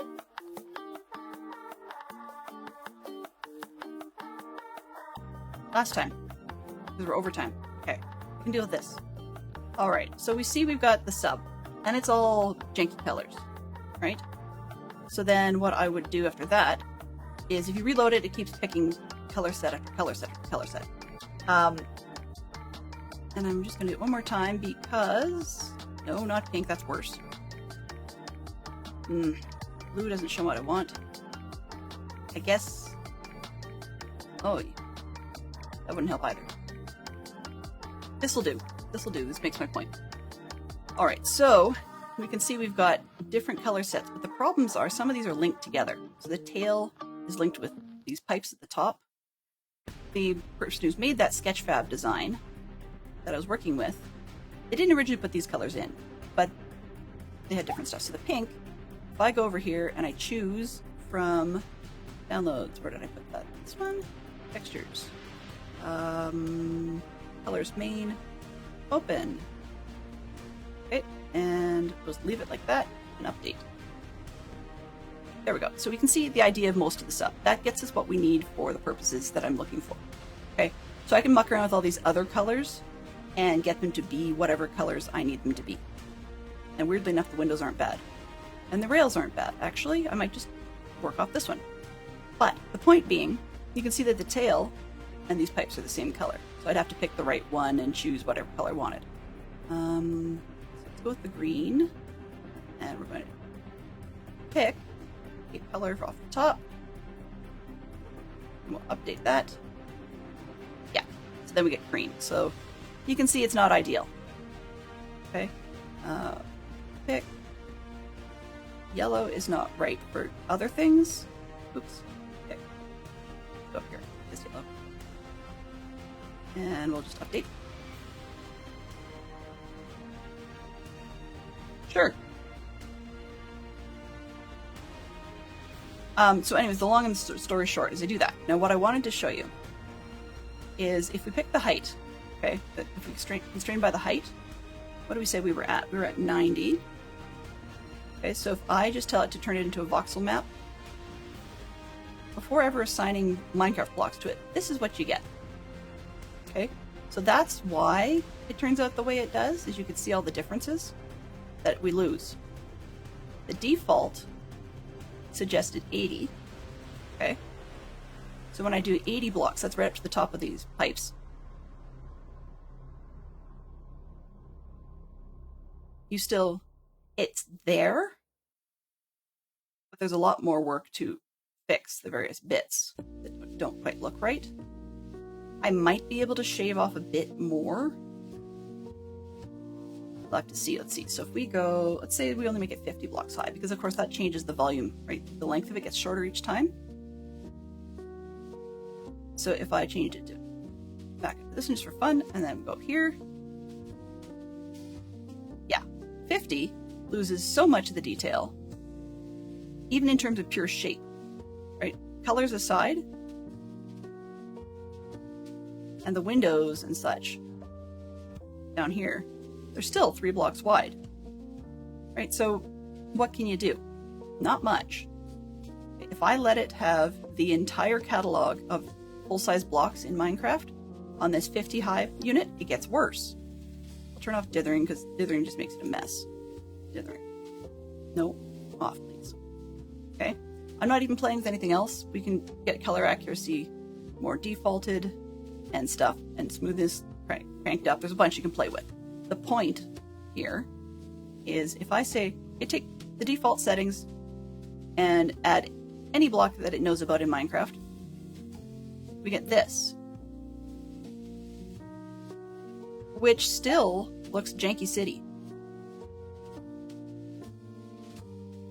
So that's when we've made the thing 50 blocks high. Okay, just for kicks. Just for kicks. Let's say we wanted to make it, what do we have? I'm trying to think, 11, and 11 is 22, 23, 24 for the roof, plus 7, so 32. We'll say 32, because that's roughly the height of the mansion. Right up to the edge of the pipes here, okay? 32. And we're gonna back up a step, and we're gonna turn that 32. So, yeah. Not so much. Yeah, I mean, Mama Bear says, yeah, not so much. It's 50, right? But if we go to 32, it gets worse. And the other, it's same sort of thing happens with, what, red? No, I want blue. Blue. So last time, so if I wanted to make it, say, 100 blocks long, okay, and we'll just get it to do that once, just so you guys get the idea. That's 100 blocks long. So it's not unachievable, but yeah. And then you just go and add, let's just re-add Minecraft blocks to that. Oops, I accidentally bumped it. 5. Yeah, color actually was at 4, but whatever. So we'll add blocks. It's doable, but it needs work. And that's at 100 blocks long. So yeah. That's with the entire catalog. If I just limited it to other things, like to a smaller set, it doesn't work. So anyways, you guys got the point. Let's see. One tab. Not the schedule. The we're looking for Bob, right? Live. What do we got? I know you guys are seeing this. I'm aware of that.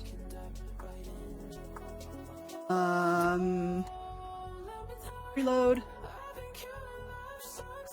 Yeah, I don't like the block choice either. Exactly. So I limited it to what we just talked about last night with the concretes and stuff. And it was basically concrete and terracotta, and that was it. And yeah. You guys saw the result of that in the game. It's still huge. So, I don't know, we'll see where I'm going. Well, okay, we've got Jade's doing Chopping Friday. She's at 2 hours though, so she might peek out. We've got... Who else do I often run to? I guess we could go to Taylor. That's a possibility. Because Wolfman's at 3 hours. 2 hours? 3 hours? If we were doing schedule... Ah! Oops. Sorry. Now you know who I am. Screw that. Long story made short being that, let's turn off this display capture. Whoops. Okay, anyway, we would be going to, not like it's worth much, we would be going to Bob at, do my math, 3, 1, yeah, so we'd be about 10 minutes for Bob, but I don't see Bob up. So there may be a challenge there. And then in about 2 hours, if she's on track, then we'd have a Joe stream. So, yeah. You guys saw what I saw. There's a bunch. Let's run. I think we're gonna jump over to Taylor because Taylor's just started. Yeah, it's probably my best bet. Okay, so let's get this raid rolling. I want to say thank you to everybody who came by. I appreciate it very, very much. Oops. So that said, we had ourselves a great day, and background, whatever. Okay, well, so we have a messy challenge, messy channel. We're gonna get this raid started. Thank you everybody who hung out today, and I get to play with my little car. I'm happy about that. Like, you get to see the Lego mess in the back, and while the airplane goes flying overhead. Woo! So we are out. Thank you so much. I will be there on Saturday. Okay, here's your stream. Here's your stream schedule. And I'll leave that up until we rate ourselves out. So thank you so much. Have yourselves a fantastic day. And I will see if we have Mischief managed. Cheeky button. Maybe? No. Fine. Raid. Oh, there we go. See? Happened again. Button. Mischief managed. Mischief managed indeed. Alright, so we are out. If you're the sort that likes the emotes, there they are for you. If you're the sort that has things to put in the Discord, there is that. And yeah, please do give Taylor my best. I will be dropping in, saying hello, and then disappearing because, as we talked about, I have promised the kids a chance to go to our brick bin, and we need to have lunch first. But yeah, so I'll see you guys all tomorrow. Have a fantastic day, and bye-bye for now.